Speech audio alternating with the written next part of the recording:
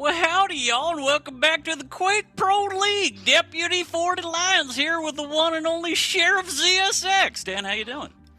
Bro, you look like you just rolled out of bed. I am loving to get up today. It's fantastic. It's called swagger. Look it up, sweetie. It's been a while. I'm glad to see you've matured over the last few weeks. It's fantastic. The restraining order's down and we're back together again. You can't get away from me. There we go. And it's going to be a good week, a short week, but a good week. We got some good ones. But to understand the present and the future, we have to look to the past. So maybe we have a little recap we can go over before we get into what we're going to get into today. So we take a look at some of the games. Zanaku versus CNZ. This one was a good one. I mean, technically all the games and sets were absolute blowouts 3-0, but some of the maps were extremely close, Dan. Yeah, I really like the philosophy you pulled out at the start there. I completely agree. But yeah, it were blowouts, but as it always is, it's never an easy victory, or rarely an easy victory. We did see Zanaku continuing his rise up the charts. It's actually really nice to see how he has continued that momentum, because that was one of the storylines we talked about at the start of season 40. Is, you know, he'd come on really strong at the latter stages of the last season, and you know, performed really well in London, and he's actually just kept that momentum going, and we see him right up there now, bullying someone like CNZ. And equally, Max is another one who's become more dominant because he's rounded his game. He's moved on from being this hyper aggressive Argentinian to someone who's got more bows, more strings to his bow. Yeah, a little more dynamic, maybe, is a way to put that, but it's definitely fantastic to see as we're taking a look at some of the highlights from Maxter and Saigib here. Saigib, a little bit of a fall-off in performance, Dan. You hate to see it, but, I mean, inevitably, somebody has to be near the bottom of the leaderboard, and sadly, it seems to be Saigib this go. I think that's not news to me. He's somebody that's been struggling for a little bit of time now, and particularly when you condense the league and, you know, you take out some of the lesser performing players, that means he's got an even harder uphill road, and so he definitely is struggling. You're right, he's still got the capabilities to put in some results better than he has done, but still in terms of performances he's about where I'd expect it to be. Someone else who's performing really well though is Avec. On the flip side, Chain is somebody who has struggled. He's pulled out a few results over the last few weeks, but even still, that was another really big blowout from Avec. And then we see kind of real top of the leaderboard here in Kilson. Kilson Dramus was an interesting one because Dramus had been performing really well, but I guess now we see exactly where he lands. He put in a really strong performance in Kilson, but not quite there yet, but he's definitely getting there. I mean, I'll say this time and time again, I love watching Dramus play because he will live and die by the rail. I mean, he has other aspects to his game, but when you see Dramus in his element, it's just rail time, and it's fantastic to see. But unfortunately, if that game plan fails, it feels like he kind of spins his wheels. Yeah, no, I think that's true, and it's kind of symptomatic of somebody who has got such strong aim in general, mechanical play, that you become very reliant on it. Again, Max, for example, is perfect. He's somebody who's begun to evolve outside of just that basic utility, and Dramus is certainly got all the ingredients to keep on pushing, and if he does, that's when it becomes really scary, because look at these score lines against Kilson, who is, as we talked about, very much top of the leaderboard. Really strong performance from Dramus. So I think, you know, watching Dramus moving forward is going to be exciting times.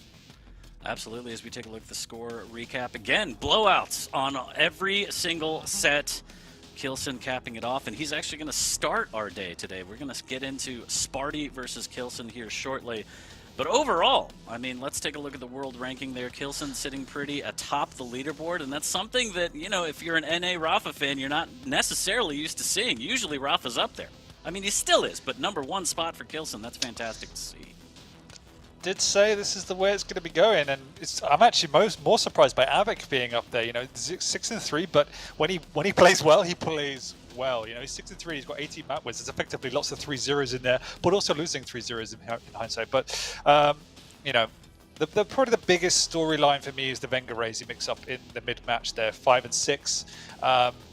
They're actually playing each other today in the featured matches, so that's going to put a bigger separation between them. And we might even see one of them dropping a little bit lower in the leaderboards over the next few weeks. And, you know, Venga's coming out off the back of that QuakeCon victory last year. Razy always up there. So seeing these guys in the middle of the table is really interesting. And it just goes to show the level everyone's playing at now in this global league. It's going to be fantastic, and you're absolutely right. They will be facing off later today. Shouts to them and Tasty Spleen. 2v2 was happening a couple weekends ago, and they won both days. They won the NA and the Europe 2v2, and now they have to, turn heel and face each other and throw each other down the leaderboard. But it's going to be a fantastic day of Quake, and again, we're starting off with Sparty Kilson. And in terms of this matchup, I don't know. Kilson's on a hot streak. No offense to Sparty. I mean, he has the ability to just pop off with the rail, but I feel like Kilson has a better overall game, and we might see him just on fire as we've seen him before. Yeah, this is one of those matchups in your gut where it could get really painful for Sparty. As you say, if he turns up, he'll definitely push it closer, but I don't see a world where on form and everything else where Sparty takes this one, unfortunately. We've been surprised before. I mean, I remember Kilson versus Wenger. We were all kind of like, Wenger's looking a little sloppy. Kilson's so hot, and then Wenger came and slapped him upside the head, Dan. A little bit different in examples there. How dare you? Are you saying Sparty is not as good as Wenger? All right, we'll get into that later right now. But the power stance, there's hidden power in it, all right? The Mayonnaise Man might have some magic up his sleeve. But as always, let's take a look at the pick bands and kind of get a better idea of what we're going to see between these two players. So we take a look right there. We got Ruins of Sarnath, Blood Covenant, and Awoken. Dan, if you could run me through the champ picks, that would be fantastic. Yeah, starting over on Ruins, we have the Anarchy, should I say? I was going to say Slash. Anarchy over on Kilson, getting to play that speed. And then the Visor pickup for Sparty is fairly a safe pick if you can use him well, but there is also the opportunity, when the piercing sight is down, as we know very, very much so, you become incredibly vulnerable. I much prefer the Anarchy pick on this type of map. It gives you the momentum to play with. I found I think the Visor is quite a specialized pick. If you can play the Visor well, it becomes very effective. But someone like Kilson, with how strong his positioning is, it's going to be difficult to make the most effective use of that piercing sight. Moving on to Blood Covenant, really like this matchup. We've got the Athena versus the Nyx. I like the fact that Sparty's picked the Athena. Firstly, he's taking it away from Kilson, but then that also opens up the Nyx for Kilson, which we know how good he is there. But the Athena shows Sparty's feeling more confident. I think you've got to feel in a good place to play Athena, but the Nyx on Kilson is probably the most scary Nyx in the world, particularly on Blood Covenant, where he'll pick it time and time again if he gets the opportunity. And then finishing up on Awoken, pretty meta matchup there with the Doom against the Strog and Pika. So I think we know what to expect. I think the Doom's slightly easier to pull off, but if you can get ahead of steam with the Strog and Pika, a lot of momentum, particularly using the Pika well. I don't think people use the Pika as well as they should on a map like Awoken. That's when that really comes into play. How do you feel about that clutch ban on that last map? I was going to mention it. It is interesting. I don't know if Kilson would have picked a clutch. So, if anything, it's just a pick to open up the pool. That's an interesting one. I mean, there's so much available at that point in time. There's still lots of good champions for Awoken. So, I'm not entirely sure why he banned it, though. I don't think Kilson would have picked it.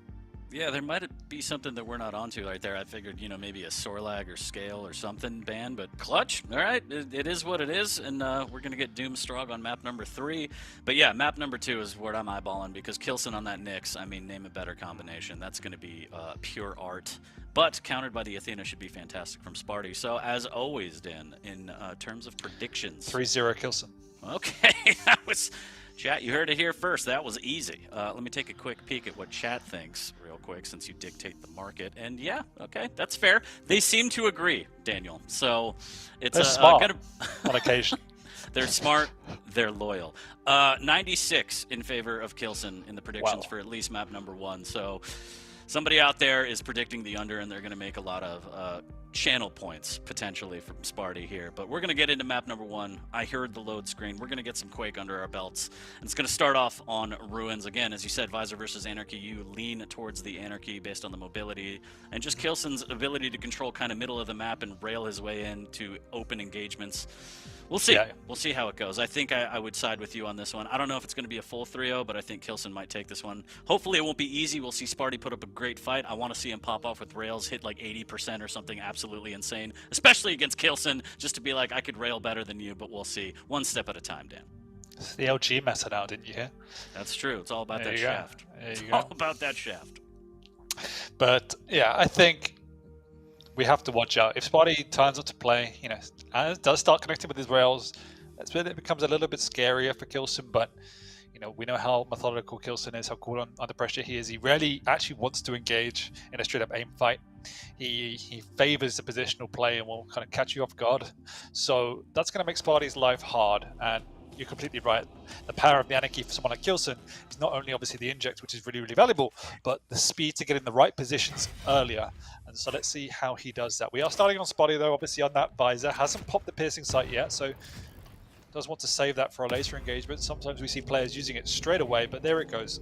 Catching him out, able to see the timing as well, which is nice. Kilson delaying that a lot. Spotty will realize that, so either way, it's good. Absolutely should be prepared for an attack on the next heavy, but he still doesn't have rockets. And can he get back in time? It looks like he might pick up the first heavy. And actually, Kilson doesn't seem to be found at all, even with the delay. Yeah, letting that one go for free. Kilson's quite happy just to keep the high ground at this point. Keep control of that Mega, and Spotty's respecting that position. Not entirely sure where his opponent is. He's waiting down here. The big problem with Spotty is he hasn't got a rocket. And so he's really, really afraid to push out without knowing where Kilson is on the map. He now hears him drop, so he will be pushing out and we'll be able to get that rocket. So now he'll feel more confident for the next round of items to push out. But what Kilson's also done is he realized that Spotty will go for the rocket, so he's now won himself that heavy. Yep, he says, you need the weapon, I'll take the item. And now Sparty's in a good position to defend for this Mega. The rail missing. Here's the vision pop as Kilson wants to at least do some damage on it. LG on LG. It's all about the shaft, Dan, and Sparty comes up big with the first frag. Yeah, that was really ballsy by Kilson. And actually effective play from Sparty using that tribot. We said 100% rail, but it doesn't matter when you've got the tribot at your disposal. Using that smartly. Kilson continuing to push in, though, through this choke point. He really wants to take Sparty to town, but falls out on that one. He's had to use the injector in the previous engagement as well, so he's on the ropes now. Spotty can push on round. And will he actually rocket jump up to try and take this?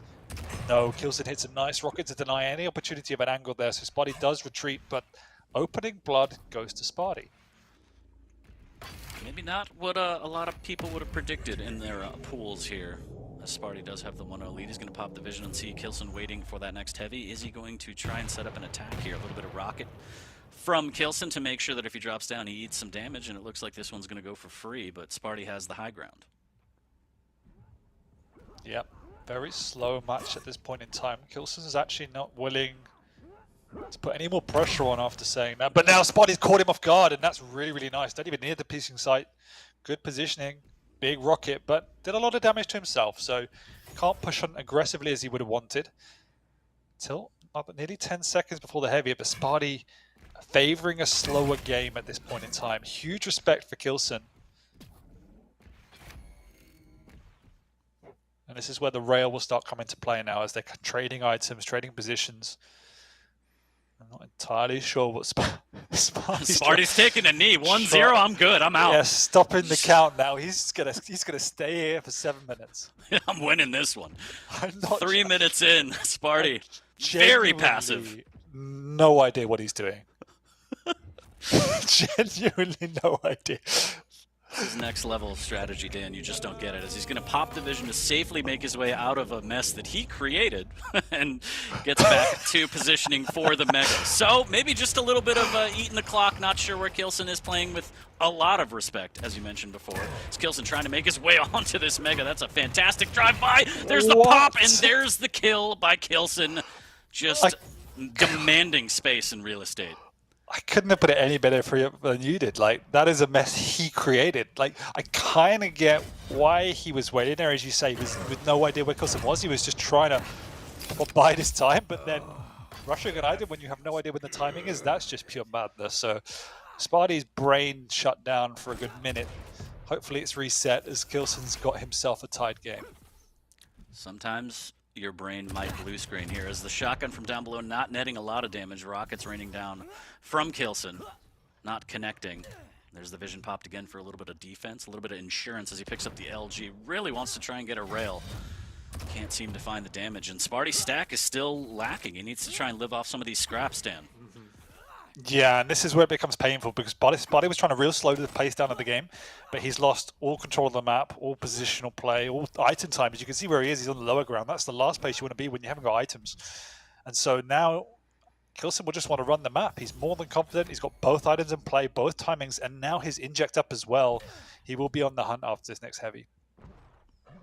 Sparty finally getting rockets again. It feels like most of this duel he hasn't had rockets, but still low-scoring game, 1-1, so not the biggest deal here as he's trying to lay a trap on this Mega, and Kilson just strafing by scares Sparty away enough. He's been drive-by railed once, doesn't want to go through it again. You can kind of tell from that maneuver that Sparty has no idea when the items are up. He's just standing in the Mega area 15 seconds too early. I don't even know if he had that pickup either, so he's in a lot of trouble, but as you say, he's making the best of a bad situation in so much that he is not dying. As long as he keeps it 1-1, he can turn the map on its head, but every one of these rails, every one of these engagements that doesn't go his way, the momentum shifts further and further away from Sparty's corner, and he's going to have to rely on just hitting a magical number of shots. Always in your favorite hiding place once again. Kilson has absolutely no idea that Sparty is just chilling down in the courtyard. This is a bizarre map. I love it. What a way to start the day here. Week 11 of Quake Pro League is Sparty in Sparty's corner. This is, we'll call this Sparty's Cove, as he's just waiting out and again pops the vision, trying to find a potential opening or maybe just an opening to escape, and there it is. Seeing Kilson, but Kilson actually doubles back. I think he has an idea now, Dan, of where Sparty might be hiding. I think he must be very confused that his opponent is nowhere to be found. It's quite risky for him to push that, though. Like, particularly as an Anarchy, you don't want to be taking these awkward fights when you have map control because it pushes you out of position. It's an unnecessary risk. So, as long as Kilson doesn't get too frustrated, he should be fine. And Sparty, unfortunately, didn't connect with a single point of damage there. It's a big mess. He's still in the courtyard, and Kilson's going to strafe his way around. And Sparty is playing with fire, 40. And I kind of love seeing it. It's definitely a gamble. I don't understand it, but that's fine. It's still tied 1-1, even past all of the things that we see as flaws, Dan. So we'll see if Sparty can make some magic. Maybe he's got something up his sleeve. But Kilson, yeah, he's sitting pretty. He's getting free items. He feels pretty good about it. Sparty has rescinded any desire to look at items, and now he will be going down. Eventually, he did a fair amount of damage, but what does it matter now when you've got no items to your name? No items at all. I don't even think he has timing. He's going to grab at least his old weaponry, which is fine. So he finally has rockets again off the spawn rather quickly, and he can try and set this trap. I think he heard Kilson up above. If not, he definitely saw the rocket. So maybe heard that pickup and maybe could get back into this. But as you said, he's so early on this heavy. Pops the vision for some defense, but Kilson will just drop right down, taking a little bit of rocket damage. Sparty's going to fight this one to the death, it looks like, and that is exactly what it's going to be. Sparty's death as the heavy goes to Kilson, and now he expands his lead by 2. I can't even say that's unlucky that he died just before the pickup, because he was there for a good 20 seconds. He was lucky to last that long, if anything, and his game plan is unraveling before our eyes with 2.5 minutes to go. I mean, has Sparty even done 1,000 points of damage? He's not even showing himself on the map. He will be going down again for a 3-frag difference, and at this point it's hard to see what can he do to get back into this game. He might see his first item for 8 minutes. Oh, he does! Kilson's not happy, and understandably so. He's in the vicinity that he could be giving up a frag. No! How the hell did that just happen? But the Mega goes to Sparty, and just like that, in a blink of an eye, Dan, we have a game. 1.5 minutes. Sparty has map control. He's got the weapons he needs, except for an LG. Kilson potential to attack this, but Kilson's grabbing rockets of his own while Sparty secures the heavy. Kilson's going to go defense now with 1.5 minutes to go. He won't want to be pushing in. He's going to manage these choke points just like that, try and prevent Sparty from getting out on the map. And this is a random-ass game, and Kilson's going to have to put some control on it if he's going to walk away with a victory, because, yes, it is a 1-frag game with 1 minute to go. Sparty with the piercing sight, but there you go. Kilson in position. For the first time this game, he gets to play the game he wants. Sparty. Oh, Sparty has a feeling about that one here as he pops the vision, just missing out on a rail. 2 frags down with 1 minute left. Still an opportunity here as the Mega is taken. Sparty going to add a little bit of a delay to this heavy, and he needs to make this next cycle count because it's going to be the last den. There's the heavy pickup, and now it's go time with only a rail in his possession. That's all he needs. But you can see Kilson not even trying to make an effort. He just wants to defend his lead at this point in time, and he will do so successfully. And I'm sure we'll breathe a very big sigh of relief because that nearly got out of control. What a rail that was. Oh, rails again from Kilson on point as he's trying to warm up that rail for the rest of the set.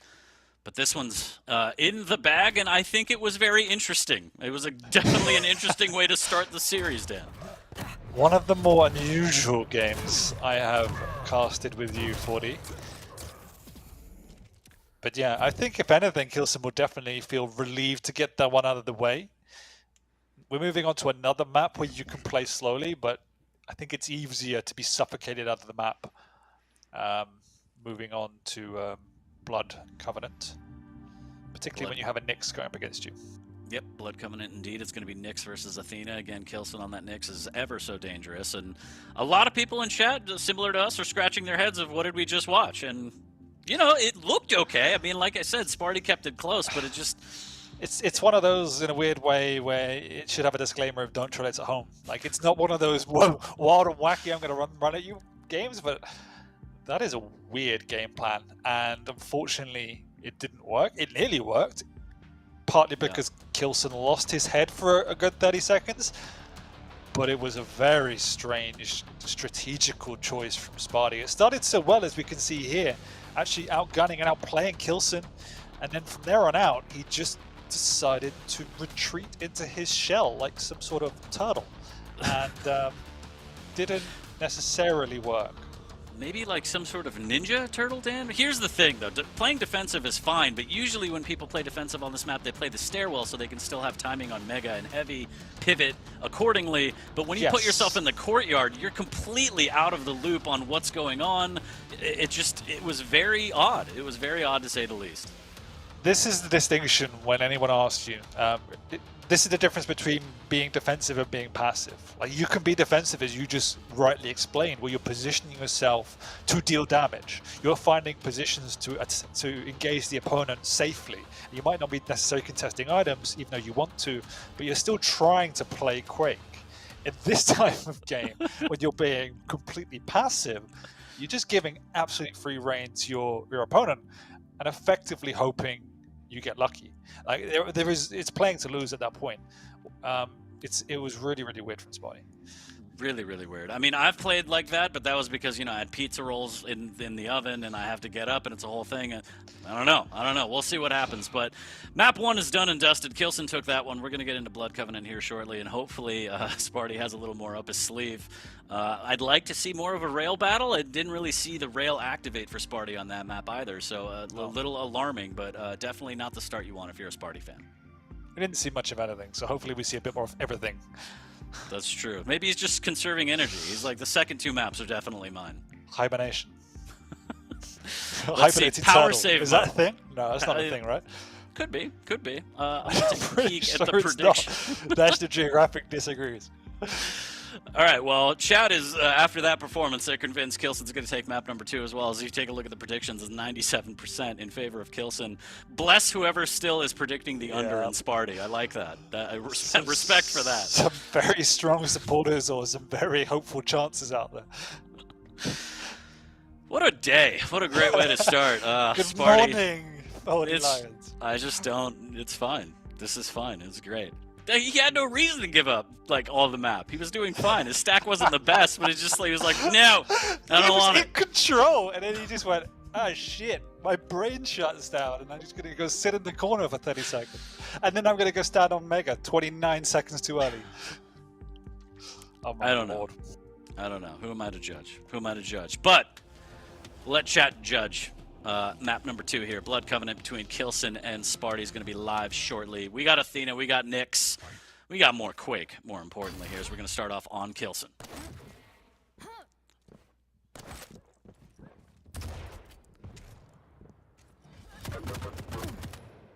Decent damage there from Kilson after the heavy pickup, and look at the delay on the Mega yet again. Saw on map number 1 that Kilson added a nice big delay for the first start, and oh my goodness, the tri-bolt into the machine gun. Smarty hooks into the wall, but he wants a little bit more. I kind of respect that double peek. One more shot Itis here, and it does pay off as he hits that rail, but now he's caught in a bad situation here. Kilson can't seem to land the damage, though. Sparty actually trying to push in here. He does get denied quickly by Kilson, but he'll be able to scoot himself around and pressure, at least pressure the Mega, if not take it away. Spotty's in the vicinity, he does hear the pickup, and he goes up the jump pad, and a second too late. Kilson's in position to connect with the Rockets, but lovely rail from Spotty on the defense. Kilson will retreat. He's got a rail of his own, so he will want to reposition to try and open up an angle now. And now with this Ghost Walk up, he'll feel a little bit more confident. So Spotty actually gets fortunate there. It was a very risky maneuver to go up the jump pad, and Kilson's right there with the rail, knocks Spotty down. Great grapple away in the context, but he shouldn't be pushing there, and Kilson takes an early lead. Like the machine gun swap, knowing that Sparty was low, didn't even risk it with the rail. Unfortunately missing on that one. Going up the jump pad, eating some damage. Lands the rail, needs another one though. He's taking a lot, and Sparty pops off with the machine gun, and Kilson got a little too comfortable there, Dan. Yeah, he did have a hit. I really thought he could finish it off, but heavy machine gun was way too strong, and Spotty's going to continue pushing in with just a rail and some heavy machine gun now. Kilson actually ghost walks up, it looks like, to get onto that heavy, and he does take it away. Spotty realizing that now gets himself across, and they are trading items. So nicely played by Spotty to get back into this set. Not bad at all, as he takes a little bit of rocket damage, but the detour will actually lead him to the armor shard down below, so not too bad as he's trying to be silent here, and Kilson's right above him. Here's the rocket, tries to go through the telly and misses with the rail, but look at this. The repositioning with Athena is so quick, and the air rocket won't connect for Kilson, so he is reeling from all that damage, and now the hook back in. Can he finish it? Nice. What a shot by Sparty. Really nice, and this is the power of Athena. We know she could be almost unbeatable when played to her fullest, and that's exactly what we saw there. Kilson actually steals away the Mega. That's a bit unfortunate for Sparty, as he does have to back off. Kilson will have a rail as well. Sparty be aware of that, but he is playing exceptional on the offense here. It is a different Sparty on map number 2. Great rail from down below, and there's the hook up, and a bit too overzealous here as Kilson puts an end to that, sends him packing back down, does grab an armor shard. An amazing evasion of that rail into a rail of his own, and Sparty is absolutely warmed up right now, Dan. Yeah, I'm actually surprised he didn't go a bit harder for the heavy, having done so much damage. Let's Kilson get away with that one. So there's times where he feels that he's almost overcommitting and taking too many risks, and there was times like that where he should have perhaps committed. Lovely back-to-back rails, and now Kilson has to be going down here. No way he gets away. What, another rail from Sparty? But somehow, Kilson doesn't die. Sparty lets him get that Mega, and despite all of the hard work, Kilson ties it up. And Sparty is flabbergasted in the chat and doesn't understand what just happened. I think he believes he took the Mega? I can't see the chat from where I'm watching. Yeah, I think Sparty was under the impression that he had the Mega. So a little bit of a misplay there, but nonetheless it's tied 2. Kilson takes advantage of the situation, but now he's at a disadvantage here, but Sparty can't land any rocket damage. Kilson with the dance. Yeah, and he knows the Mega's not there, so kind of just trying to push on up. He's used the Ghost Walk. He wants to get a frag here. He knows how weak Sparty is in terms of weaponry. Wants to make it count. But Sparty does get away for now, and Kilson have to try and find a way to take away this heavy cleanly, but he just can't. What a lovely drop from the backside from Sparty, knowing there isn't a Ghost Walk in play. Kilson's overzealousness is getting the better for him. Does put him down 1, but he does grab the Mega, and just look at that. Too close for comfort. The rocket and the shotgun will chip him down, and Kilson looked a little lost on that one, Dan. Sparty takes the 2 frag lead now. Yeah. Kilson completely caught off guard here, and Sparty with the lead. Nearly half of the map gone. Kilson is taking more of the items, but Sparty is getting the jump on Kilson time and time again, particularly with the rail. We said, you know, the rail's going to be a pivotal weapon for him, and it really, really has been. He's trying to play a nice slow game because he realizes the type of play style Kilson wants, you know, controlling that mid ground, playing position himself. Sparty, by playing this slower pace game, is hoping to offset Kilson's awareness of where he is. You know, he's taken these choke points down here, playing with multiple different angles. He should be able to take away this heavy as well, and you can almost sense that Kilson's getting a bit frustrated by this. Nice little rail from behind, but yeah, I mean, Sparty's doing a great job of muscling his way onto these items. That Mega was free, and frustration may be mounting for Kilson right now as we're over the halfway mark of this one, and Sparty's still 2 frags in the lead. There's a fantastic rail, backs off before taking too much damage. There's the hook into LG, but he can't finish with the rail. Kilson using that shaft to its full ability there to melt down Sparty and try and get back into this, cutting it down by 1, but just like that off the spawn, Sparty able to grab the heavy and hopefully, for his sake, get back to the Mega to keep this cycle going, and it looks like he might as he has the high ground and Kilson's still down below. Yeah, Sparty with the item now. Kilson's going to go up, but he's a second too late again, and Sparty, oh, Kilson hits himself. Bit of a mix-up from both of them there. Sparty gets away with much the upper hand. Don't think he's got a rail just yet, so he'll want to work his way across there. Kilson's in a bit of trouble. He's the one that doesn't have the items or the timing at this point in time. But he does have the weapons, and Sparty not feeling confident enough to get that rail, it seems, so he's stuck now just with his long-range hit scan, and it's working out. Nice railer from Sparty. Mega's up. And can't get it! Lovely. Kilson can't dance the dance this time. Sparty back up by 2 after 2 fantastic rails. And the Mega pickup, and chat is trembling in their boots right now. Their predictions could be flipped on their head. Still time, Dan, but Sparty is looking like a completely different monster on map number 2. He is indeed, and the way he's playing is really upsetting Kilson. There's another engagement on Brick. Huge rocket, but it's not enough that he can't connect with the railer, which would have finished off Kilson. 3 minutes to go. Only one frag in it. This game has been close. Sparty scuttles in, steals away that Mega, but what a rail from Kilson. When he had a second, no, just can't clip the feet. He's going to go on the chase here. There's not a lot for Sparty to work with. He's trying to get away. It's away for now, and they're going to have an engagement, but Kilson decides wisely to back off and solidify his positioning over on the heavy and try to put a bit of a constraint on the chaos that Sparty is creating. Ooh, not a free heavy at all. Kilson takes big machine gun damage on the way out. I think Sparty just spotted him, does have position as well. There's the jump pad play, and Kilson has to use the ghost walk. Trying to get some damage on the way out. Fantastic rail. Now Sparty grabbing a health bubble can take one more, but his stack is so extremely low.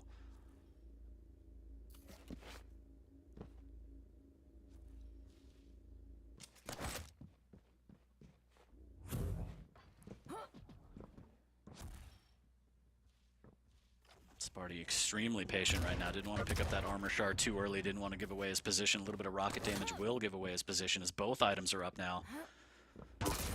Sparty's able to pick up the Mega. Fantastic play from Kilson to make sure that it's not free. Yeah, he's delaying the heavy here, just trying to catch Sparty out, but Sparty is not falling for it.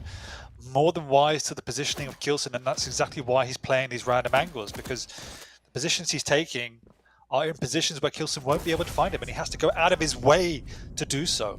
He has found him here, though, pops the Ghost Walk, but Sparty gets away again, and the Athena is really frustrating Kilson. But he now has both items under control, which he can rotate them for almost one final time before he goes on the hunt again. He'll want the Ghost Walk before feeling really confident to push in. Question is, can Sparty do something? He's hiding up in the corridor. Will Kilson figure that out? Sparty didn't pick up the health bubble earlier. He's still railable. If he just gets spotted, it could be curtains. But there's no way Kilson checks there just now. You know, that is too risky of a position. Sparty gets away with it. There goes the Ghost Walk. He does hear where Sparty is. The question is, can he catch him? He knows he's been hiding down here. He catches him once again through that corridor. Sparty is in a bit of trouble. He doesn't have a lot to work with. Big rocket into the rail conversion. He did take away the Mega, though, so Kilson is not that healthy. Sparty does get in on the heavy off of that, and he stole the Mega as well. So,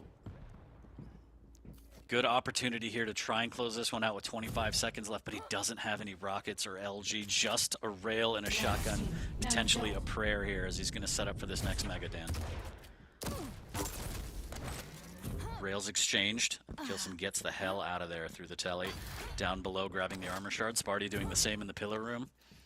And he's going to be a little bit late to this heavy. Woo. He is. Gets the rail there, which is critical. Just dodges away from that rocket as well. He's got the high ground, which is key. Kilson doesn't have a Ghost Walk either, so he won't want to take any sort of fight here. And Kilson's playstyle has been completely shut down from Sparty to this point, but that's a huge rail. The question is, can Sparty get out of there? He's sticking around, but he does get out. Kilson, though, with the items now and in position to pressure this heavy. This is a big item. Ghost Walk comes out. Sparty's there, but he knows something's up, so gets away. Sparty's on the ropes. Kilson hears him down below. Doesn't want to push in through that choke point just now. Nothing's hitting for either one of them. Sparty living on the edge. Kilson's on the hunt, but he knows that Sparty can turn his fight on its head instantly. But he also doesn't want to give away any sort of items. He knows Sparty's only got one light armor to work with, whereas Kilson has the whole map at his disposal. And this is fantastic to see Sparty not willing to give it up. Still surviving, living on a prayer, Dan, as Kilson up above on the bridge, just trying to suss out exactly where he is. There's the opportunity, missed rail, and Sparty, just like that, he's gone. He wants more armor. He wants to position for this Mega and try and win this item. And I love the way Sparty's playing. I know he's kind of on the back foot, but he's playing it well. Yeah, he's reading Kilson really, really well.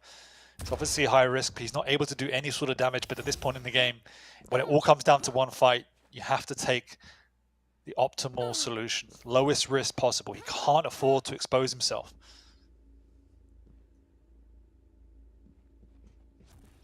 Kilson not checking that stairwell at all. That's the second time Sparty's been in there and actually catches him with a flick of damage. Not enough to really concern Kilson. With this Ghost Walk, he's more than happy to go up the jumper, but that's a full rocket. And that will win Sparty a Mega. He's in position to pressure this light as well, but Kilson shuts that down. Won't want to engage here either. He knows how low he is relative to Sparty now. So it is a game of cat and mouse. He catches him out, hits the rail as well, and he could finish off Sparty here and now. But with the Athena, Sparty gets away, but he's going for the heavy. Oh! He gambled it all on that heavy and unfortunately cornered himself, in essence. I don't think he had another hook to even get down, even if he did steal it. So Kilson says this one's kind of a gimme, and he melts him down. But I think that was really well played in the final minute or two by Sparty, playing hyper defensive, staying in it, but just that last move, that last-ditch effort for the heavy kind of cost him. There was certainly some high-risk plays throughout from Sparty, but the execution was pretty much always on point. And I did enjoy the positioning with Sparty. He knows how Kilson wants to play, you know, playing those choke points, particularly up on the high ground. So what Sparty did is he was effectively positioning in and around that banana area down below by the light armor. And because of that, there was no attack point for Kilson. He couldn't get in. And basically, Kilson was getting frustrated throughout that game, particularly because of how well Sparty was hitting.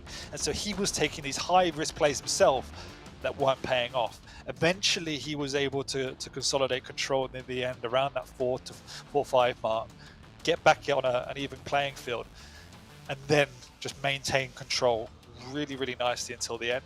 That last play obviously was high risk from Sparty, where he did end up dying, but because he had already burned all of his resources, he felt if he could take away that heavy and maybe Kilson misses a rail, he might get a frag. So that was the do or die, but really admirable by Sparty in that map. Yeah, I mean, just, again, leaps and bounds different from map number 1, and as we go into map number 3, I mean, I feel like he puts himself in a decent position to probably take this one. But we'll see, because it is a different map. We're going to go to Awoken, he's going to be on Strahd, Kilson's going to have Doom. It's going to be a different story, but based on the performance we just saw, I think Sparty has it in him. He's pushing Kilson to the limit on map number 2. Well, we've seen so far he wants to play a slow game. He wants to get under Kilson's skin by doing that. He wants to keep the scoreline close, which is obviously makes sense if you're not the favorite in a matchup. This is a very different map. This is a much harder map to do that effectively on, particularly against a Doom, where he will be controlling that mid ground as he wants to very, very well, and can put on pressure extremely easily given the geometry of the map. So this is going to require Sparty to change gear a little bit. I can't see that level of playstyle working. If it does, then it's been incredibly difficult to execute. Well, taking a quick peek at the predictions in chat again, 92% in favor of Kilson. So, slight upgrade for Sparty. People saw map number 2 and they're like, all right, I think he's got it in him. But his rail's on point, so he definitely deserves a few more points. Yeah, for sure. And Strahd is a fantastic champ. You get the passive slide, crouch slide. You get the Stroyant when you get the frags to get that little HP boost, but you got to kill your opponent to even get that. So we'll see if he can get there. Kilson on Doom, I think, is pretty strong. I think that's a strong pick on Awoken, and like I said, he's been playing pretty well these first 2 maps. Again, taken to the limit on map number 2, but it was never totally out of his control, I don't think. There were definitely some scary moments in there, but he managed to retain his element of composure and kept in the game. It definitely could have spiraled out of control, particularly in the mid game where Sparty was just connecting with everything and the Athena was seemingly running riot. But yeah, it was in the end a really strong performance from Kilson. Good opening from Sparty though. Kilson predicting it though, and already taking an early lead, and this benefit of Doom, you can just get across that map even quicker than a struggle. Yeah, I mean, that's kind of become the meta where you just pop Berserk immediately and then fly around the map with the Superman punches, covering a lot of ground. Sparty lying in wait. Decent rocket there, but the double jump sends Kilson flying, but the second rocket follow-up from Sparty is right on target to tie it at 1. What a maneuver. Sparty going again, does hit back-to-back rockets, but somehow Kilson gets away, and this is definitely a different pace to maps 1 and 2. Sparty actually rocket jumping up, he knows Kilson's weak, but is this the play?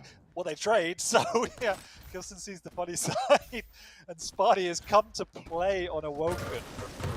It is definitely a play that just happened. A lot of LG into the machine gun. There's the peeker chase. Ooh, lovely play from Sparty there to get the full damage into the rocket. Almost the rail, but the double jump saves Kilson's life. What is going on? Sparty is hitting everything. Big rockets, and Kilson has to just hit a rail at this point. He's got nothing to work with. He's probably going to throw away his life in exchange for just doing damage, and he is doing more than that. You might even throw away Sparty's life at this rate. And oh my god, I thought he was going to go down. What a rail.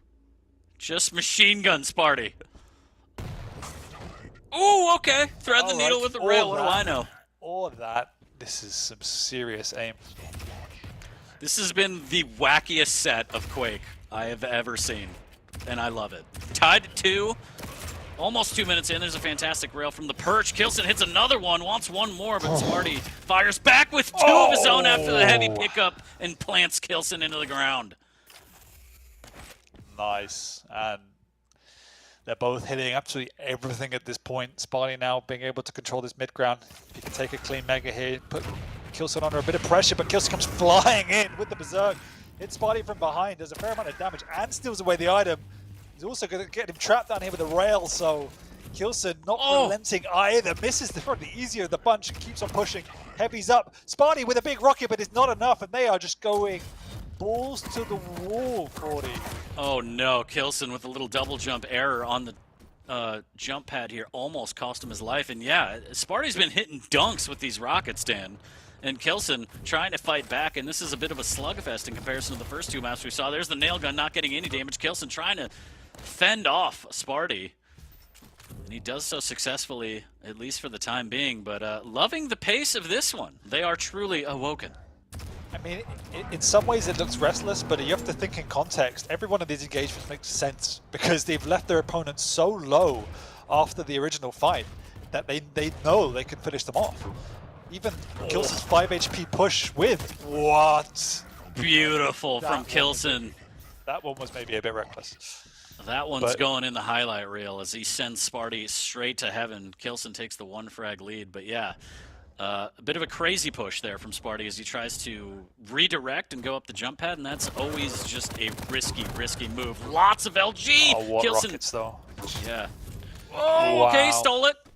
Nice shot from Kilson though. Stealing it means Sparty can push again. He actually spawns on the Mega, but Kilson's hitting just about everything he can possibly hit at this point in time. So Sparty's being pretty much unlucky, if anything, because again, Kilson is just hitting everything. And Sparty's doing everything right, pretty much, but Kilson's just hitting more. Wonderful dodge on that rocket. Sparty trying to hang in there and do some damage on this heavy. He doesn't want to give it up, and all he has is a machine gun shotgun. And there it is, the peeker. Will he get it? No, this time Kilson deals with it nicely. Big shotgun up the jump pad as Sparty drops down, doesn't want to take any more LG. Didn't feel confident in that one, but the first buckshot was huge, and there's the rail cut off as Kilson tries to double back for the Mega. And I love this play from Sparty as well, denying the armor shard before going back for the Mega. So signs of life again from Sparty. I know he was down by a little bit here. And oh no! Popped into the heaven again, and Kilson takes him down! These rockets, man. I mean, that was such a great trap from Kilson. Once again, he's got Sparty trapped here. Big rockets into the rail combo. Sparty on 1 HP. This time, we'll actually see a reasonable use of the weapon, but yeah, the tribal actually finishes Kilson off. Sparty gets the better of the spawn, which we're saying that actually it's not quite up. He will be able to steal it away, and will he get the frag? Yes, he does. This should give him a lovely heavy to fall back on as well, but no, Kilson gets a great spawn over by the rockets. This time he doesn't actually hit his nest. And will he go down? Yes, but they trade once again. This is insane. no relenting. This is a Spartan performance from both of these players.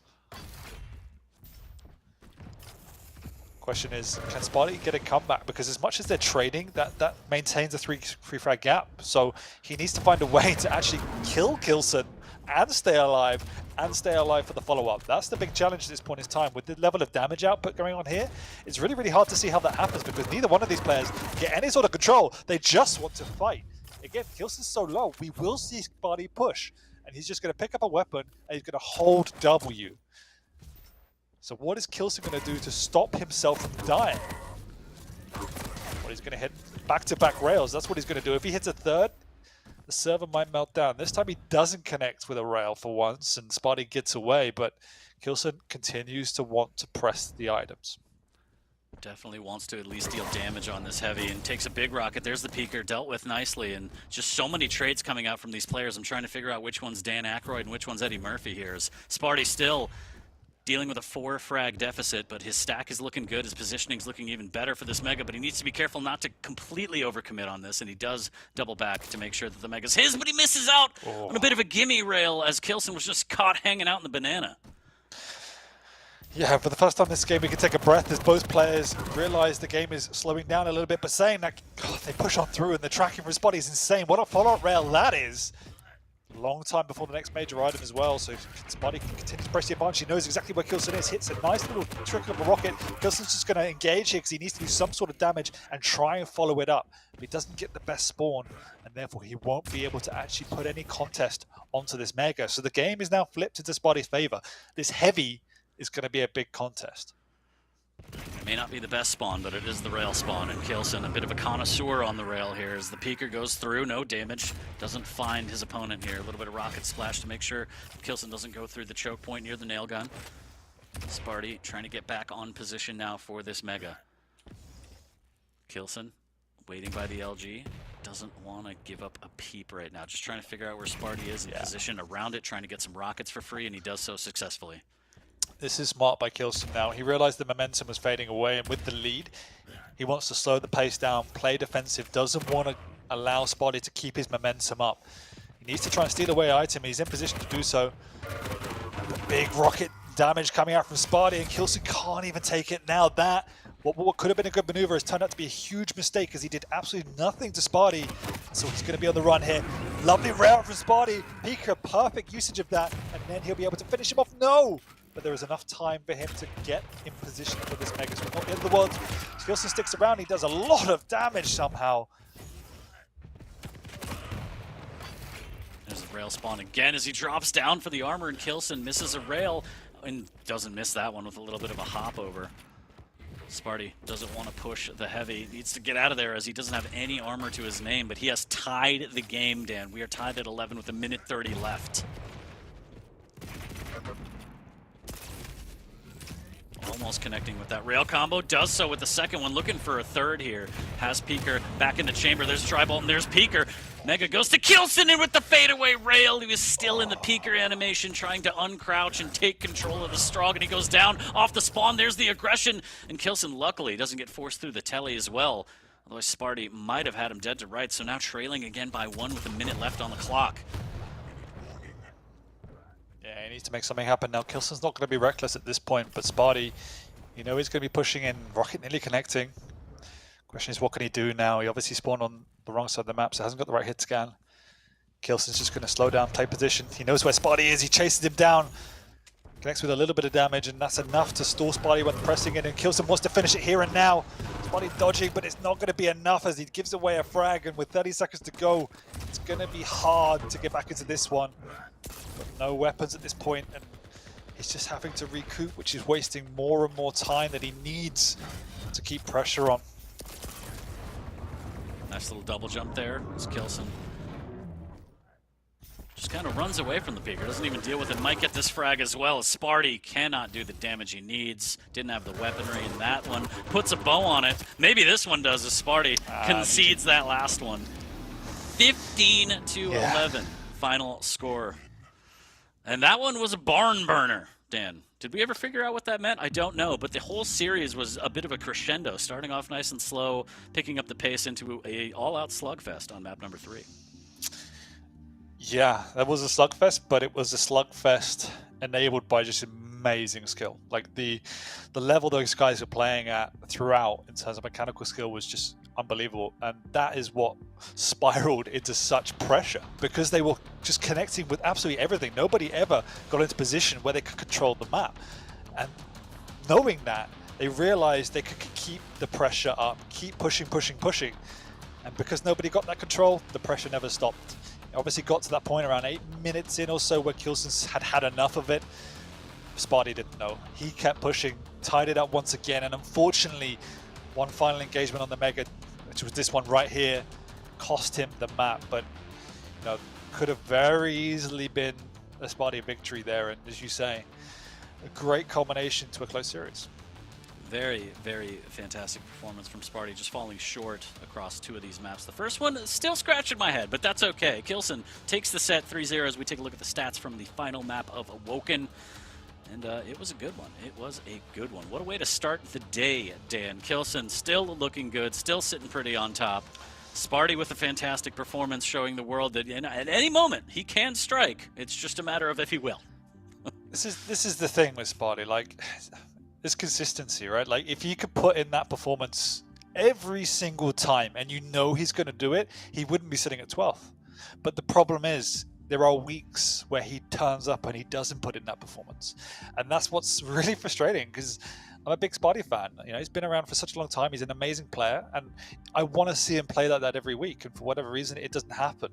So if we can see more of that Sparty, you'll very rapidly see him near the top, because we've always said it. He can take a map off and series off absolutely anyone. And it's always unfortunate, particularly when we get to lands and he goes out early, because he's somebody that should be going further.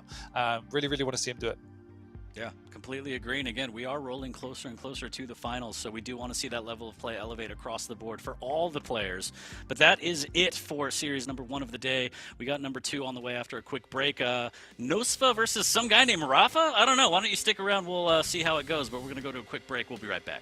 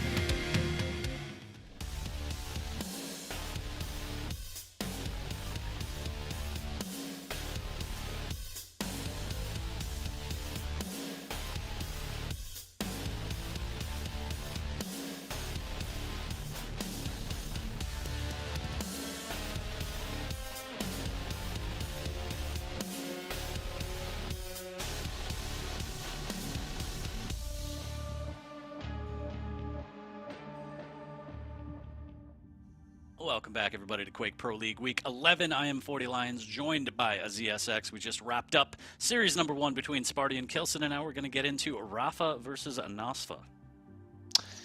Yeah, it should be a decent one. I mean, we've seen Rafa lose a few series here and there, but he's still playing as well as we've seen him do. It's just a hugely competitive scene, slightly different meta that not necessarily favors him as much as it did before. Nosfa, on the other hand, has been, again, one of these players that's been a little bit inconsistent. He's been putting in strong performances, maybe doesn't always get the results to back them up. So he's probably not as happy with his performances as maybe he should be, but he's going up against a very good opponent today, and it's going to be hard to see him regain any momentum from this one. Yeah, I mean, Nosfa lightning in a bottle. He's popped off before. He's played really well on the big stage way back long ago at the kickoff event, taking, I'll never forget, Blood Run over Wenger 1-0 by running with Scale Bearer. And that was a fantastic strategy. But since then, it's been a little up and down. He's popped off. He's had some kind of misplays and a drop-off, and it's interesting to kind of see him play and see where he's at. Today is going to be a big test. Again, as you mentioned, going against Rafa, the most decorated Quake player of all time. I think there's no argument there, right, Dan? Regardless of how you feel about Rafa himself. Yeah, it should be interesting. I think definitely a test for Nosfa. I mean, if you want to just throw that in there in a random set on week 11 or whatever we are, then that's fine. You can throw that in there. It's fine. But yeah, I think, and I'm sure chat will agree, predictions will agree that this very much should be a Rafa 3-0. We say that, and then we just saw what could have been a flip-sided match of Sparty versus Kilson. So anything can happen, particularly in these crazy weeks. But Rafa is one of these players that has the ability to constrain madness a lot of the time. And so he very, very, very rarely loses the map let alone a set. Sure. Let's take a look at the pick bans. I think one of Rafa's biggest Achilles heel issue is if his opponent plays like an absolute psycho and does stuff that he doesn't expect. Yeah. Like completely random play style. But anyways, let's take a look at the pick bans. We got Blood Covenant. We're going to get into Corrupted Keep and then Veil as the third map. And Dan, if you could do me the honors of the champ picks yet again. Interesting to see Nosfa banning out heavy champions. We actually know Rafa can play them very, very well. Wouldn't see him pick that on a Blood Covenant though. Wouldn't see him pick a kill usually. So he just picks the slash straight up. Actually doesn't even want the Athena, wants the speed of the slash. And I've actually seen him playing a bit more on his stream recently, and we know how good his slash is. So that's great. It's also a slight denial pick from Nosfa, since we've seen Nosfa play that quite a lot of the time. We've seen Nosfa play Athena as well. Obviously, Athena is probably not as good as Rafa's slash. So he might be in for a bit of trouble. But saying that, we said on the last Blood Covenant that the Knicks could have a really good time against the Athena. Athena played well, is just unstoppable a lot of the time. So will be interesting if Nosfa can get ahead of steam there. Moving on to Corrupted Keep, Nosfa takes away the Ranger, pretty decent pick. Rafa picks up the Ice, and he's actually changed tack a little bit on his strategy for Corrupted Keep, because we obviously would have seen him in the past pick the Blaskovich time and time again. Started to move away from that. Also used to pick the Death Knight time and time again. So slightly new thought process here from Rafa. Let's see how he uses the Ison. And then we end up on Veil, first Veil of the day. And he's picked the Death Knight, and actually the last time I saw him play Death Knight, he actually lost with that. It wasn't on Veil, I think it was on Corrupted. So, he's hit and miss on his Death Knight, but he values it highly, and he leaves the Galena for free. And we know a Galena on that map can be a really good tool. However, if you run headfirst into flames, you're pretty much dead no matter what happens. So it's going to be a bloodbath, I think. Completely agree, and I am also scratching my head at the Keel ban right off the bat. I mean, I know that Keel is the best champion in the game, so I understand it, but at this level, he's not really picked on maps like Blood Covenant and stuff like that. So maybe Nosfa's just on the same page as me, where he's like, I got to throw out the top-tier champ immediately. I can't let my opponent have any kind of advantage. But yes, that is the breakdown, and if I were to ask again, I'm going to assume 3-0 Rafa is going to be your prediction, but can you confirm that for me? Yeah, no, I'm going to say 3 Rafa. I have to ask though, is that what happens down in the depths of bronze? It's just a Keel insta-lock. I wish I was bronze. I don't even want to tell you my SR. It's been a journey for me, Dan. It's been rough. But yeah, I think 3-0 is probably unfortunately for Nosfa, going to happen. I mean, it's just tough to go against the end boss of Quake. Taking a quick peek at the predictions, 92% in favor of Rafa, at least on map number 1. I see that flowing through to map number 2 and 3. But, I mean, we're always here for a surprise and an upset. Nosfa could pop off at any moment. He could play kind of absolutely uninhibited and just balls to the wall, and it could tilt Rafa a little bit. I mean, we've seen him kind of, he dropped a set against Kilson, he dropped a set against Dramas, and Dramas, again, as we mentioned before, played a little crazy. So maybe that's the key to taking down the GOAT. Who knows? Yeah, I wouldn't call dropping a set to Kilson tilt. I think that was probably deserved. Dramas slightly more so. Dramas was just hitting everything, but even still, he played an amazing set. Nosfa's neither one of those players. He's got a different skill set entirely. You can definitely take a map, but I generally can't see it. I think Rafa's just playing too well a lot of the time, and just has a more natural ability than virtually anyone else in the world to put a lid on maps that turn crazy. So we'll see what he can bring to the table, but it's going to be hard to see Nosfa walking away with this one with anything but a loss. Well, the master of adaptation back on home soil as well, so the pings won't be as crazy as some of chat may think. And yeah, we'll get into map number 1 here shortly. Let me take a look at the predictions one more time and see if anyone got a little crazy. Now, still, I mean, some people still predicting the under, 9% for Nosfa. Somebody stands to make a lot of channel points, Dan, on the off chance. There's always one. There's always a chance, and there's always time. Place the odds, yeah. Sure. All right, map number 1. We're going to get into it on Blood Covenant. It's going to be Slash versus Athena. Potentially high-flying action between these two on a lovely day of Quake here, week 11 of the Quake Pro League. And we are live between Rafa and Nosfa on Blood Covenant, map number 1. And there's the Slash. Already takes away the rail, does a lot of damage, and is going to get across to do potentially some damage onto the Mega. Luckily, Athena's pretty quick herself, so Nosfa gets himself across there. But Rafa, very much in positional control already, and setting the tone for the map early on. He just wants to play fast and quick, and we know Rafa generally will want to choose a champion where he takes the speed advantage, and already he's trying to use that to its fullest. Great defensive play from Nosfa, getting Rafa down, and will actually take away the frag, so nicely played. Rafa overcommitting. Not bad at all from Nosfa. He'll take those, but he's going to drop down. Needs to be careful. There's the machine gun at a distance. Nosfa takes a little bit of damage. Slowing down before going through the blood pool here. Ooh, that rocket was almost perfect, but the rail follow-up, not too bad. Doing a good job of denying the rail for Rafa right now, too. Just waiting as Rafa only has LG, slowly creeping onto the rockets. It's going to be hard, but that has to be at least an element of what he thinks about. You know, the rail is always going to be so pivotal, but containing that is always difficult, particularly against someone like a Slash who could just fly on by. It's just a risky tactic.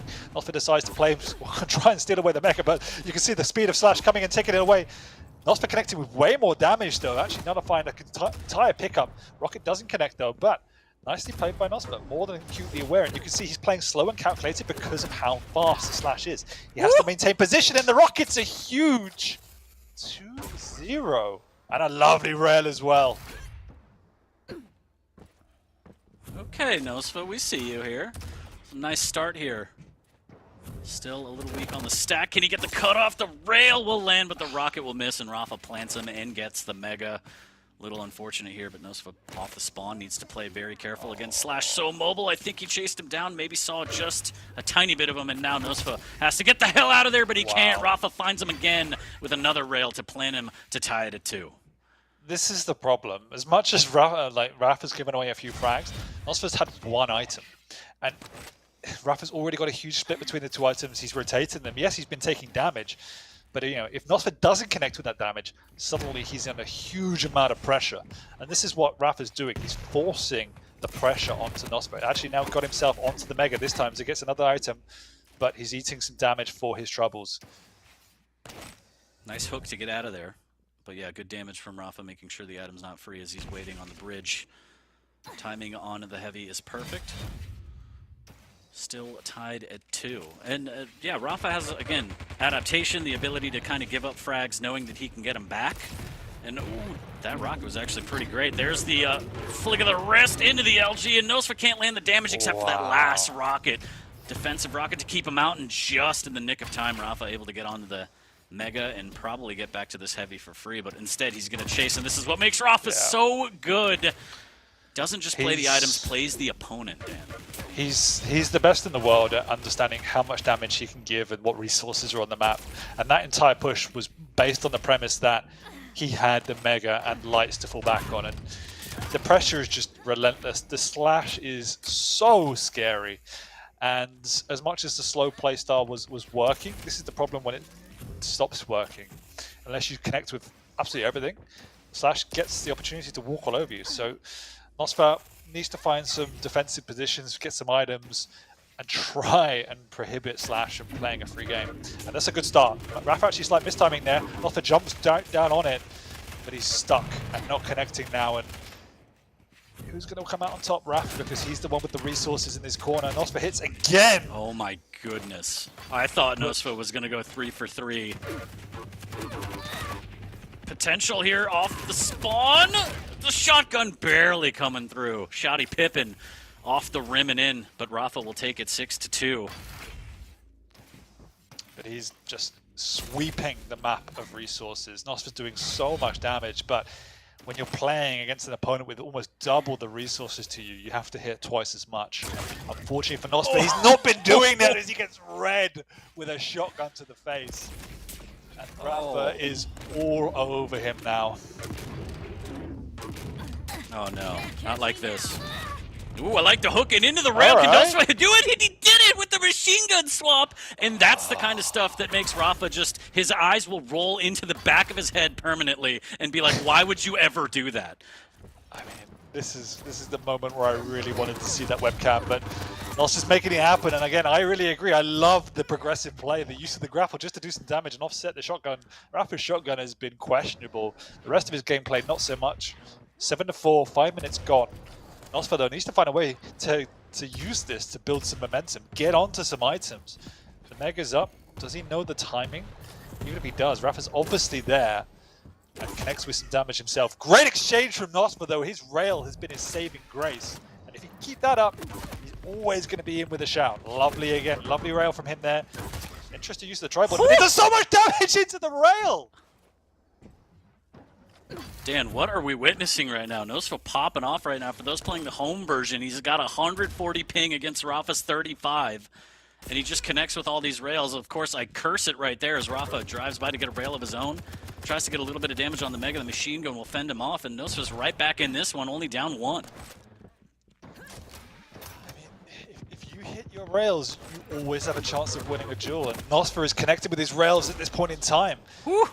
I do still feel he needs to get onto more items, but if he can at least keep control of the Mega side of the map, that is going to be enough. He's done an amazing job for the most part of containing the pressure of Slash. Yes, there was a few conversions in there, but when Nosfer's set up, he's very difficult to break down, and this is what you're seeing. He's playing slow to try and listen and use his audio cues to understand what Rafa's doing, to try and prevent it, manage these choke points. He's done it very, very well. Good machine gun there. Nice push from Rafa, but he needs to be careful as he jumps around the corner in the LG and he's going to get melted down. Again, a lovely position from Nosfer, not really moving, but he had all of the angles detected. He had a get out clause because he had his grapple if he needed it. Playing very smart. Superb play from Nosfer right now as he ties it at 7 minutes in. We got a ball game. Here's a push. Rafa with the nail gun, but he's out of LG and he misses with the rail. Rafa gets the better of him, and that is heartbreaking if you're a Nosfer fan. Had him dead to rights, but just not enough cells. That is heartbreaking.